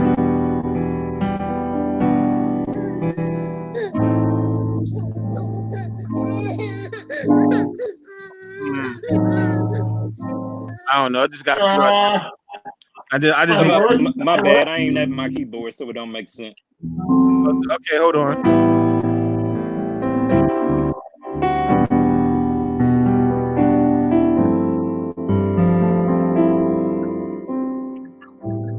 Yeah, did y'all like that chord? That was an F major 7 over G.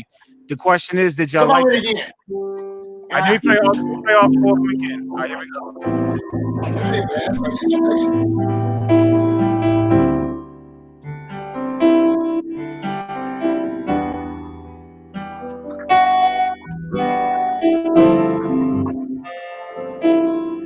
And then back to that A minor 9. Did y'all like that? Or do you want me to figure something else out? All right. I think that's all right. That's all right. Okay, well, that was F major. Okay, that was F major 7 over G. So F major 7 on the right hand, G on the left hand. Let me type it. Yeah. Hold on. Okay, I'm about to put it up on the screen for y'all, and I'm going to spell out the chords real quick before we get out of here. So, You got it? yeah, it's on the screen now. Y'all, if y'all look on the screen, you should see the chords. So we have A minor 9, and the notes that now, of course, you can always use any inversion you want to use. I'm just going to give you the inversion I chose to use.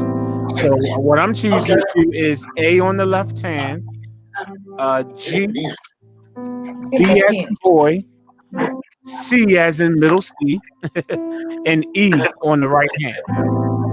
So that's how I chose to play my A minor 9. For those of you who don't know, if you play a C major 7 chord on your right hand and just put an A on the left hand, that's an A minor 9 too. But this is the way I did it, okay? So again, A on the left hand, G, B as in boy, C, E on the right hand, okay? The next chord is this C over D. So what I'm doing is obviously a D on the left hand. And on the right hand, I'm doing a second inversion of C major. So it's G and then C, E. All right. So again, second inversion of C major. So it's G, C, and E. And of course, you got D in the left hand. D as in door. All right. So those first two chords, A minor 9, C over D. And then I went to E minor 9. Okay, so what I did for E minor 9 was E on the left hand, double it up. And then on my right hand, I played the G major 7 chord, which is G, B natural, that's B as in boy, D as in don't do that. And then F sharp. We'll just say F sharp instead of G flat. And F sharp. So again, it's E on the left hand, E on the left, and then we did G, B as in boy, D as in door, and F sharp. And then the last chord I played was F major 7. That's face on your right hand, y'all. Face, F-A-C-E. That's your right hand, and then of course it's a G with your left hand. Exactly. And those are the 4 chords right there. So when you put them together,